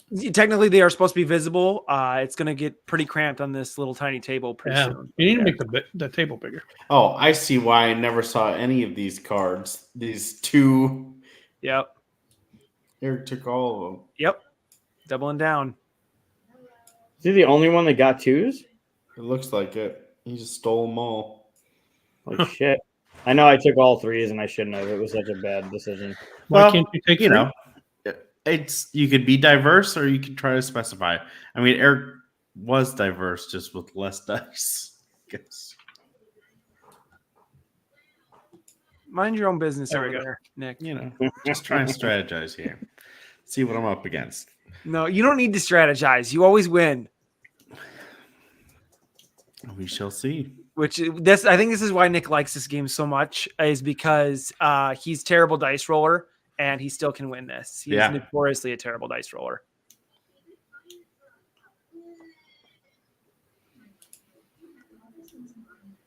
All right. Okay, I mean, we're all ready. Like that. That's a really good. Oh, yeah. Oh yeah. Are you going to use that same artist? Do you know yet? I don't know yet. I don't think so. Cool. Maybe there could be 2 on this one, but we'll see. How do we play this? This stack right here. These These 3. yours. All right, I guess I can pick these up and put them here. Just trying to show them. These are mine. Yeah. You. There we go. All right. So we'll just do a count of 3 to reveal. You choose what die you want to play, what color die you want to play. You can play 1 die, 2 die, 3 die. It just all has to be the same color to the trick. We'll reveal all together on the count of 3. And then whoever has the highest will win that trick. The highest number? Highest number in the highest trump played. So, for example, if everybody plays yellow, the highest number of yellow will win, even though sour is on the bottom. But if Nick plays 32 yellow and I play 1 red, I still win the trick because red is higher on the hierarchy. Right. You count up the pips. Mm-hmm. Yep. Yes. All right. And then if there is a tie, it's person who played the lowest amount of dice. And if they still are tied, then you share the trick. All right. Clark's ready over there. He's circling his dice. All right. Are you ready? Yep. Okay. 3, 2, 1. God damn it. Hold it. Holy smokes. Okay. So just keep this die over to the side there, and Nick will get the win there on that trick. Oh, okay. All right. Yeah. All right. Trick number 2. So again, same rules to. Yep. Okay. Interesting. What to do? All right. 3. You ready, Mike? Yep. 3, 2, 1. Oh my gosh. Interesting. Nicely done, Chris. That's yours. Nice. So I get this and put these two on it. Is that Yeah. what's going on? Yeah. Goodness, guys. Huh. All right. All right. Trick number 3. 3, 2, 1. Huh. That's Chris again. Yes, again. Yeah. Nicely done. Well, it really helps. I can see everything you're grabbing. No, I'm kidding. Gonna change real quick. All righty. Trick number 4. Oof. All right. All right. See, the thing here is you don't know what people kept and what they got rid of. So, like, looking at your dice layout, you can be like, all right, well, they played X, their whole thing had Y, but they might have rolled like shit and they dumped them. So you have no idea, like, how many browns somebody has or how many reds somebody still has, because you know what they played and you know what they have, but you don't know what they kept, right? You might not have kept all of your red. You might not have kept all of your brown. So at a maximum, Chris still has 2 red dice. Yep. Correct. He could have none left, though. Eric could have 3. Same thing with Mike. There's a lot of red still out there. Yep. But there's a lot of red out here, so everyone's holding on to it. All right. 3, 2, 1. Heck Ooh. yeah. Wow. Nice job, Nick, with a white 2. Good win. Nice. Interesting. Good job, Mike. Me and you doing real well. Yeah, super great, right? All right. Last trick. 3, 2, 1. I'll take that one. Oh, Thanks, guys. you're welcome. All right. So now we will reveal what we have left over. We'll start at sweet and then work our way down each one of the suits. So for sweet or red, how many pips do you have left over in your red dice? Oh my God. Wow. I have none. 14? Yeah, I got 9. I have 0. Okay. So So, Mike, you win that one. So you're going to get 1, 2, 3, 4, 5, 6, 7, 8, 9 points for that. I'm good with that. And why do you get 9 points? How's that happen? There were 9 red dice used throughout the tricks. Ah, So the player okay. who has the most pips of that color remaining in their little die pool back here will earn a point per die out there. Interesting. All right. All right. So Salty, who's got white dice left over? Nope. I do. Mike. Oh. Nice. Huge. So 1, 2, 3, 4, 5, Oh, 6. whoops. This one is. I always. 6. 1, 2, 3, 4, 5, 6. Yeah. Okay. All right. We're on to bitter green.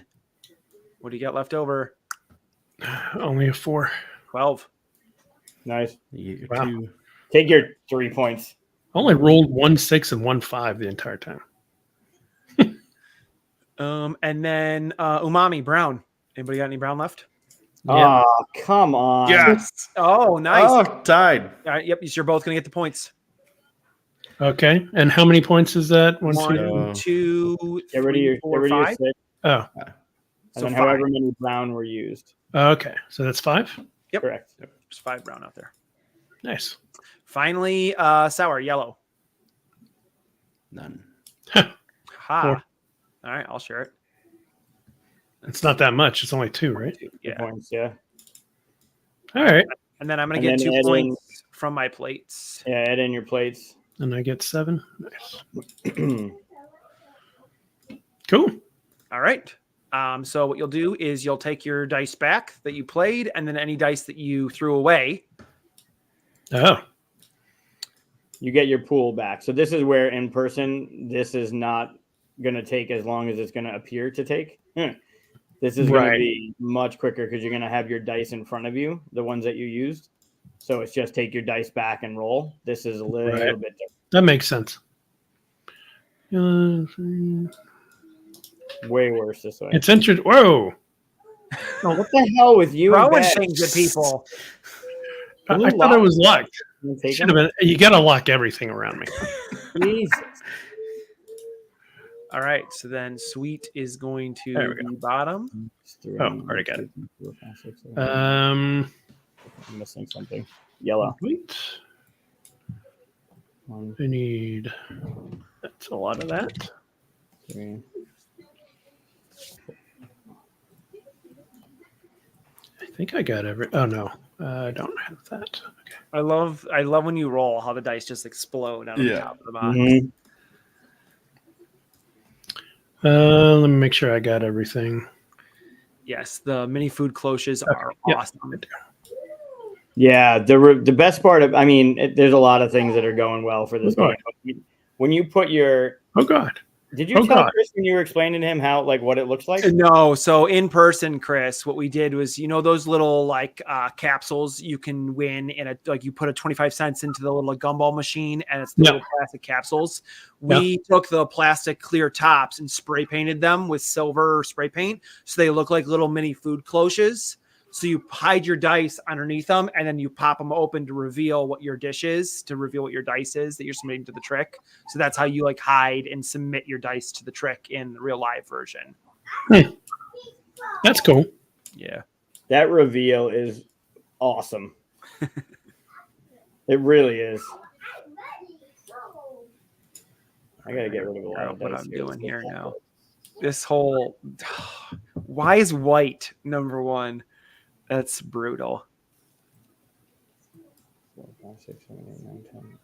I gotta go. I don't know why I picked 18 dice for my dice pool. It's so stupid. Way too fucking many.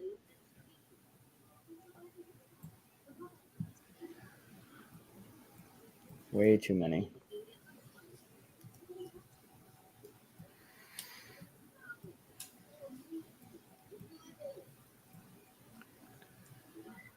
One, 2, 3, 4, 5, 6, 7, 8, 9, 10. 2 more.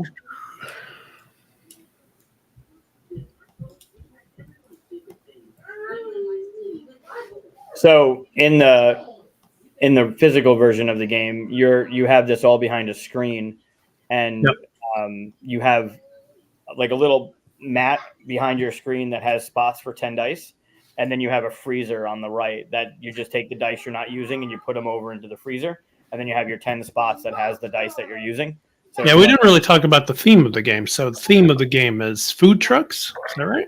Yes, you are competing food trucks making submarine sandwiches. So when you're drafting, you're getting your ingredients, and then the dice you get from those ingredient cards are the flavors those ingredients evoke. So if you look at like ketchup is technically salty, sweet, and a little sour. That's why you're getting those dice when you draft ketchup. The randomness of how much this food is good or bad is why I don't eat at food trucks. Food trucks are great. I cannot for the life of me figure out how to get these dice inside that bag. So I'm going over to this bag. Food trucks are it depends on where you are, right? Mm-hmm. Sure. So where I live, don't touch the food trucks. But if you go downtown, you can go to the food trucks. Where are you at, Chris? Houston, Texas. Oh, okay. How come you say Houston like Houston, but you can't say Cuse? You say Coos. CoosCon. Right, but it's Cuse and Houston. It's the same sound. Houston. Like the planet Houston. Sure, yeah. All right. So that's the thing. Yep. So we do this 2 more times, right? We play 3 rounds. That was one round of 5 tricks. We'll do this round, and then we'll have 1 more round of 5 tricks, and then whoever has the most points. Correct. We ready for the first trick? Yeah, I'm good. All right. 3, 2. Whoa. Sorry. All right. Ready? All right. Yep. 3. Are we ready? Yep. 3, 2, 1. Ugh. You can have that one, Chris. That one's all yours. Thought you guys had come out strong like before. That's that. Therein lies the rub. What are you doing? All right. All right. Hold on. I gotta rug around here. How are you not sleeping yet? Here. Okay, I'm good. All right. 3, 2, 1. God damn it, Nick.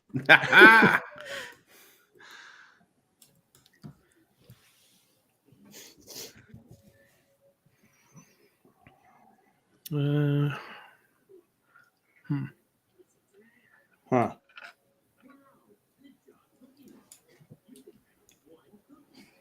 Ready? Who played 2-1 red ones? That's me. Yeah, I'm good. Mind your business, Mike. 3, 2, 1. Yeah. Oh, with a one. You. Oh my gosh. Chris, Filthy. Good stuff. with a 1. Oh my gosh. Good. Luca liked it. Oh, Luca liked it. Good. God, that sucked. yeah, that was brutal. Oh, All right. man, that was brutal. All right. 3, 2, 1. Ooh. Ooh. Swinging. Yeah, I need to get some points this round. It's not going to go well for me. Hi, buddy. Oh, you're supposed to get points. Yeah. You're only one behind. You're not doing bad. So that was the fourth trick. Yep. Yep, last one. Okay. 3, 2, 1. Nice. Oh, Nick. God damn it. Nick always has Trump last. He always has Trump last. I hate it. All right. So we'll go down the suits again. Who has any salt left over? Win big. 0. Oh my geez, gosh. I went Nick, back. Wow. what did you draft? Wow. Wow. Way to go. 4, 5, 1, 6, 2, 3, 7. One, two. Yeah, 7 in points. my one. Well done there. My whole score. All right. Green. Who has green left over? 0. Thank you so much. Uh, 1, 2, 3, 4, 5, 6 and 4. 6, 7, 8, 9. That was nice. Yes. That's why I held it. All right. Brown. Who's got umami? It's got a 5. Ah, you suck. Oh, 1, 2, 3, 4, 5. I'll take it. 5, yeah. 4 or 5. Okay. Why 5? right. Oh, 2. Sour. Ooh. Oh, Oh. God damn it. Come on. Wow. We would have tied, Mike. Barely. Chris. Oh, man. And it's only 1 point. One. Yeah. Everybody's holding on to it. Uh, All right. Red. More cookie. You want more cookie, Do you please? have any red left? More cookie. No. No. That's why I seeded those 3 dice, Mike. Yeah, you got a couple points. That's fine. It's more than winning my first trick. It's true. It's 3 points. It's true. All right. And then you get your plates. Don't forget your plates. Yep. I didn't get any. It's close, man. Going in the last round. It's Yeah. close. ooh, neck and neck, Mike. Yeah. Ready for second place. I'm fine with it. I do want to take Nick down, but it's really hard. So now we're getting dice back, right? Yep. Yeah, do the whole dice pool thing. It slows everything down. Mike's a real big fan about pulling dice out of the bag, if you can't tell. I hate it. It's It's his one- hate of the technology is what it It is. was Yeah. a Oh, I smart know, thing yeah. we did though, like For the way sure. that we streamlined this, and not only the drafting of the cards, but the setup of the judging and the dice. Like this game really cut down in time rather quickly. Yeah. As TTS is good for proof of concept, but especially when you got games that evoke a table presence, Yep, for sure. not the best. I need 4 red. But that's where the publisher comes in. That's already been done, right? Like we played it at the Niagara game with West and Brett and Laura, and Yeah. I don't know if Brett and Laura played, but we played with, I forgot who else we played with. Brett, and Oriole, and we did a great job getting it down. We played it and cut out a couple things, talked over some things that we could do to make it just more streamlined and quicker.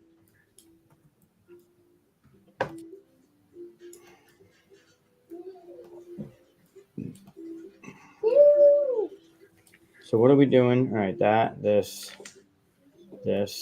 Ooh, don't want to get rid of some of this. Terrible roll. Never seen so many ones. All ones. It's amazing. All right, I'm gonna just whatever to this.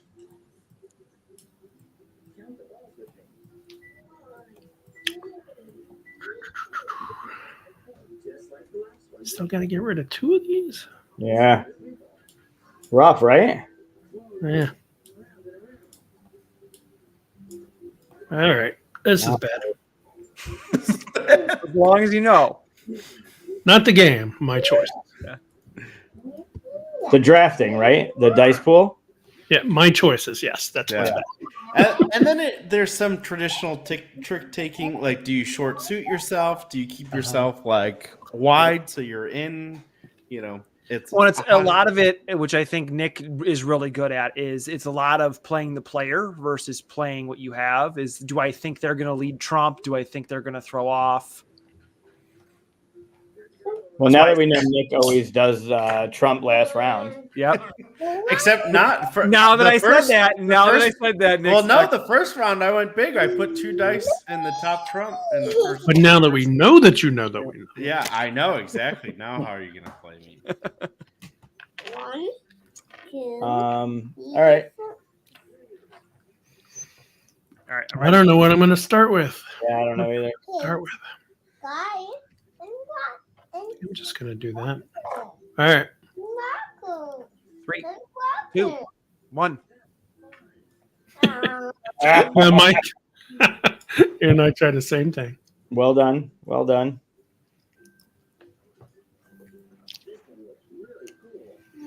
God, that's rough.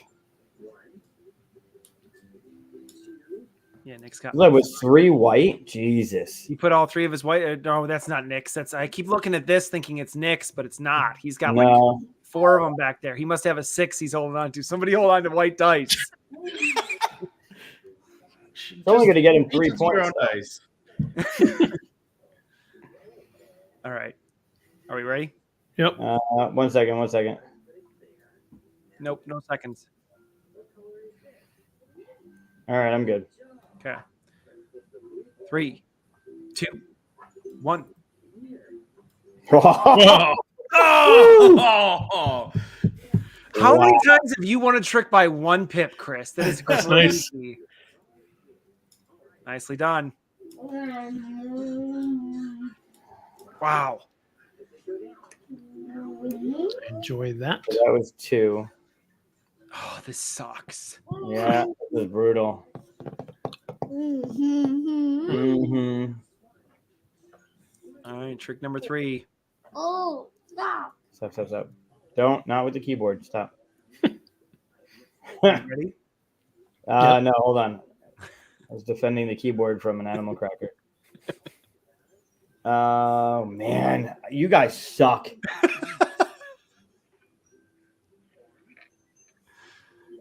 Oh, fuck. All right.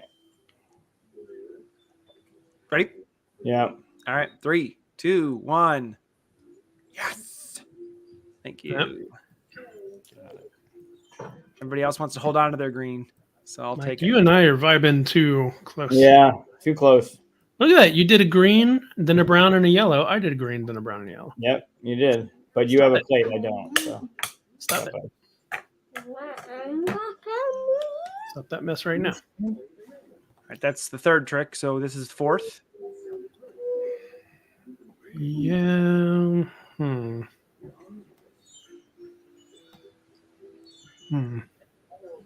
Hold on. I'm still trying to think. Yeah, this is a tough one. You can look at somebody else's and be like, all right, well, they played this. They have that left. Did they keep those? It's so tricky, man. It's so tricky. Oh, God. Okay. What Brian? All right. I got mine.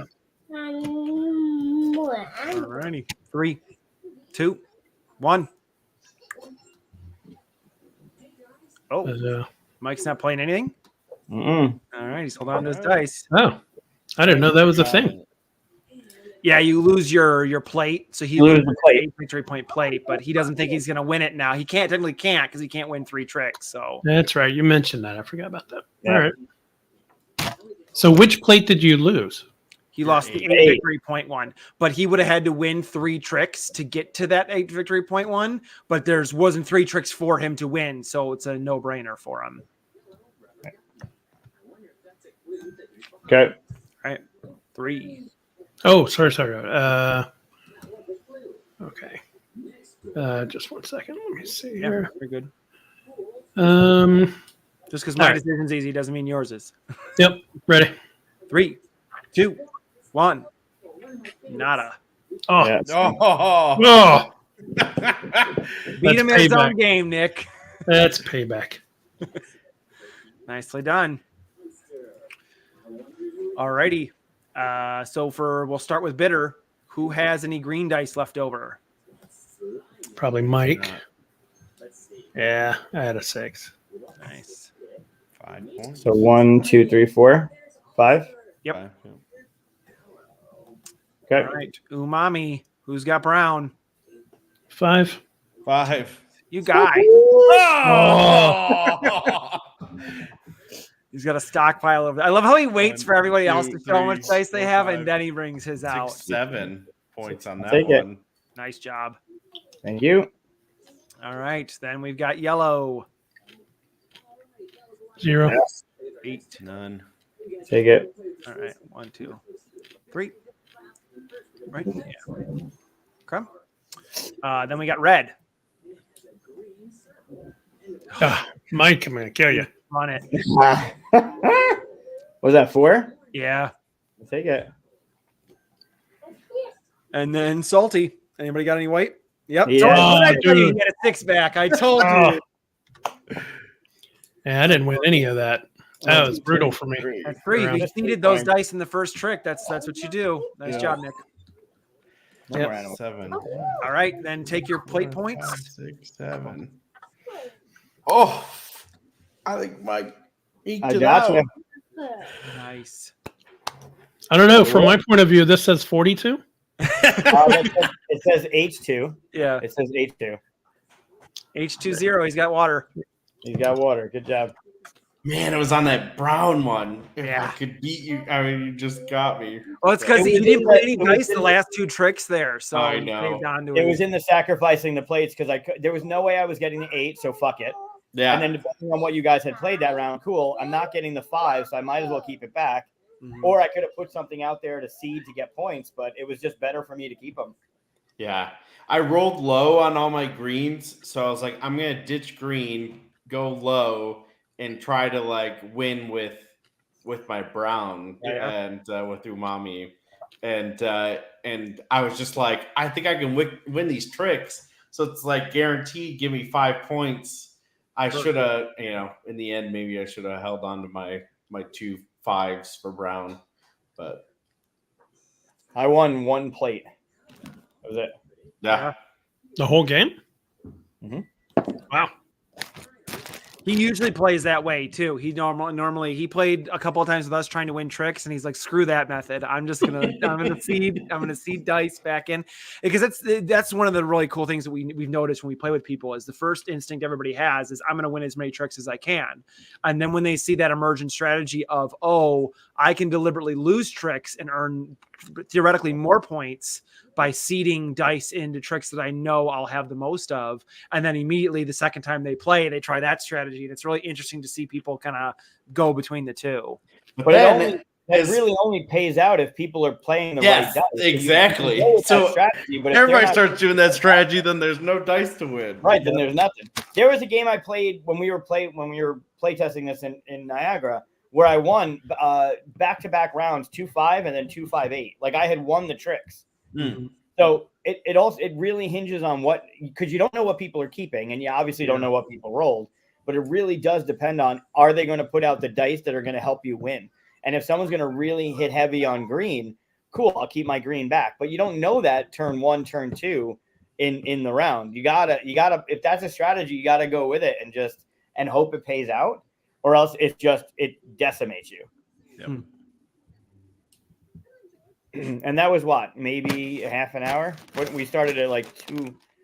We were done with our top 5 at like 5 minutes, an hour 55 minutes. So that was about a half an hour with all the bullshit. Yeah. That TTS adds to it. I just want to take this yellow 6 and yank it. I'm seeing how tall we can go, and it's in pattern too. Look at that. Wow, I didn't even notice the pattern. That's the artist in you, Chris. It's going over. I'm not touching anywhere near it.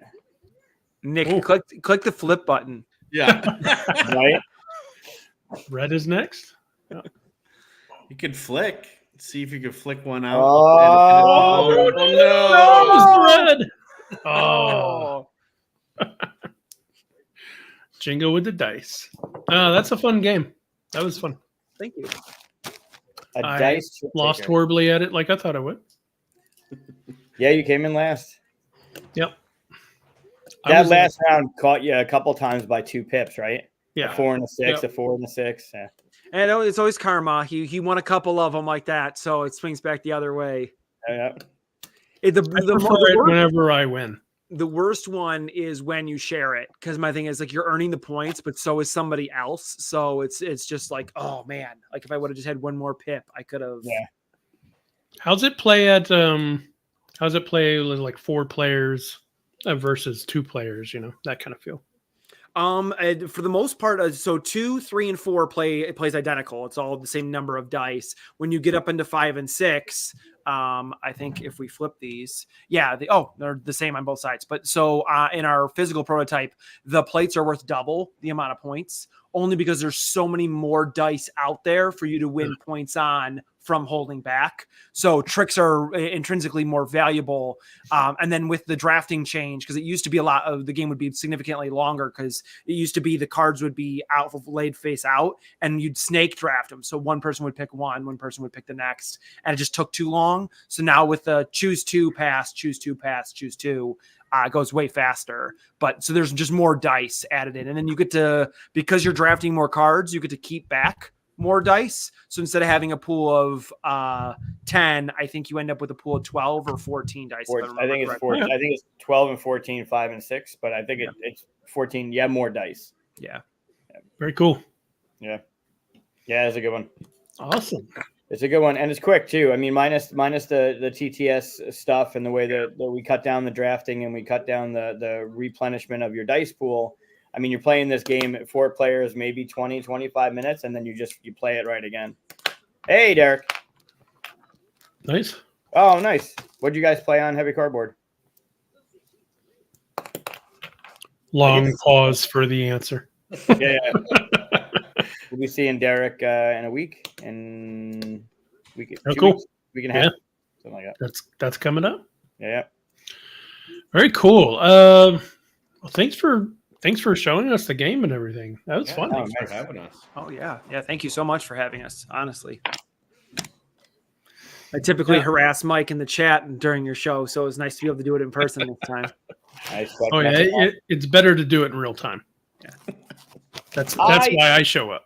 I disagree, but sure. No, you can't disagree. That's why I show up. Oh, perfect. All right. What do you guys want to say to people? Links that we should have put in the descriptions but haven't. That sort of stuff. Anything you want to say to people about stuff, or you're just working on games and you'll let people know? Yeah, follow us on KeyBee everywhere. KeyBee Games, Facebook, Instagram. You do all the things. You get the Facebook, the Instagram. You do Twitter. We no don't- Twitter, no Nope. X, No X. no TikTok yet. We've got a link tree which has some of our like sell sheets up on it and stuff, but just working away at some, I should say more than some, quite a few games and exciting stuff coming out. But yeah, we'll be all over our Facebook and Instagram when those are available. Yeah. And we'll be at the con, so look for our shirts. Derek says hi. Say hi, Derek. Oh, Say hi, Derek. Say hi, Derek. Say hi, Nope. Derek. You say hi, Chris. Can you say hi, Chris? Can you say hi? He looks as tired as I feel. Say hi to everyone. Just say hello. Say hi. Say goodbye. Not hello. Say goodbye. No, No, neither one. not gonna do All it. right. Well, I'll say goodbye. Say goodbye to our. bye. There you Oh, go. there it is. Bye. Uh, I can't say goodbye better than that. So let's leave it at that. Thanks for showing up. Thanks everybody for watching. Yeah, great to And, see we'll you guys see again. I'll see you soon. Yeah, absolutely. Say Bye, everybody. Say bye. Bye.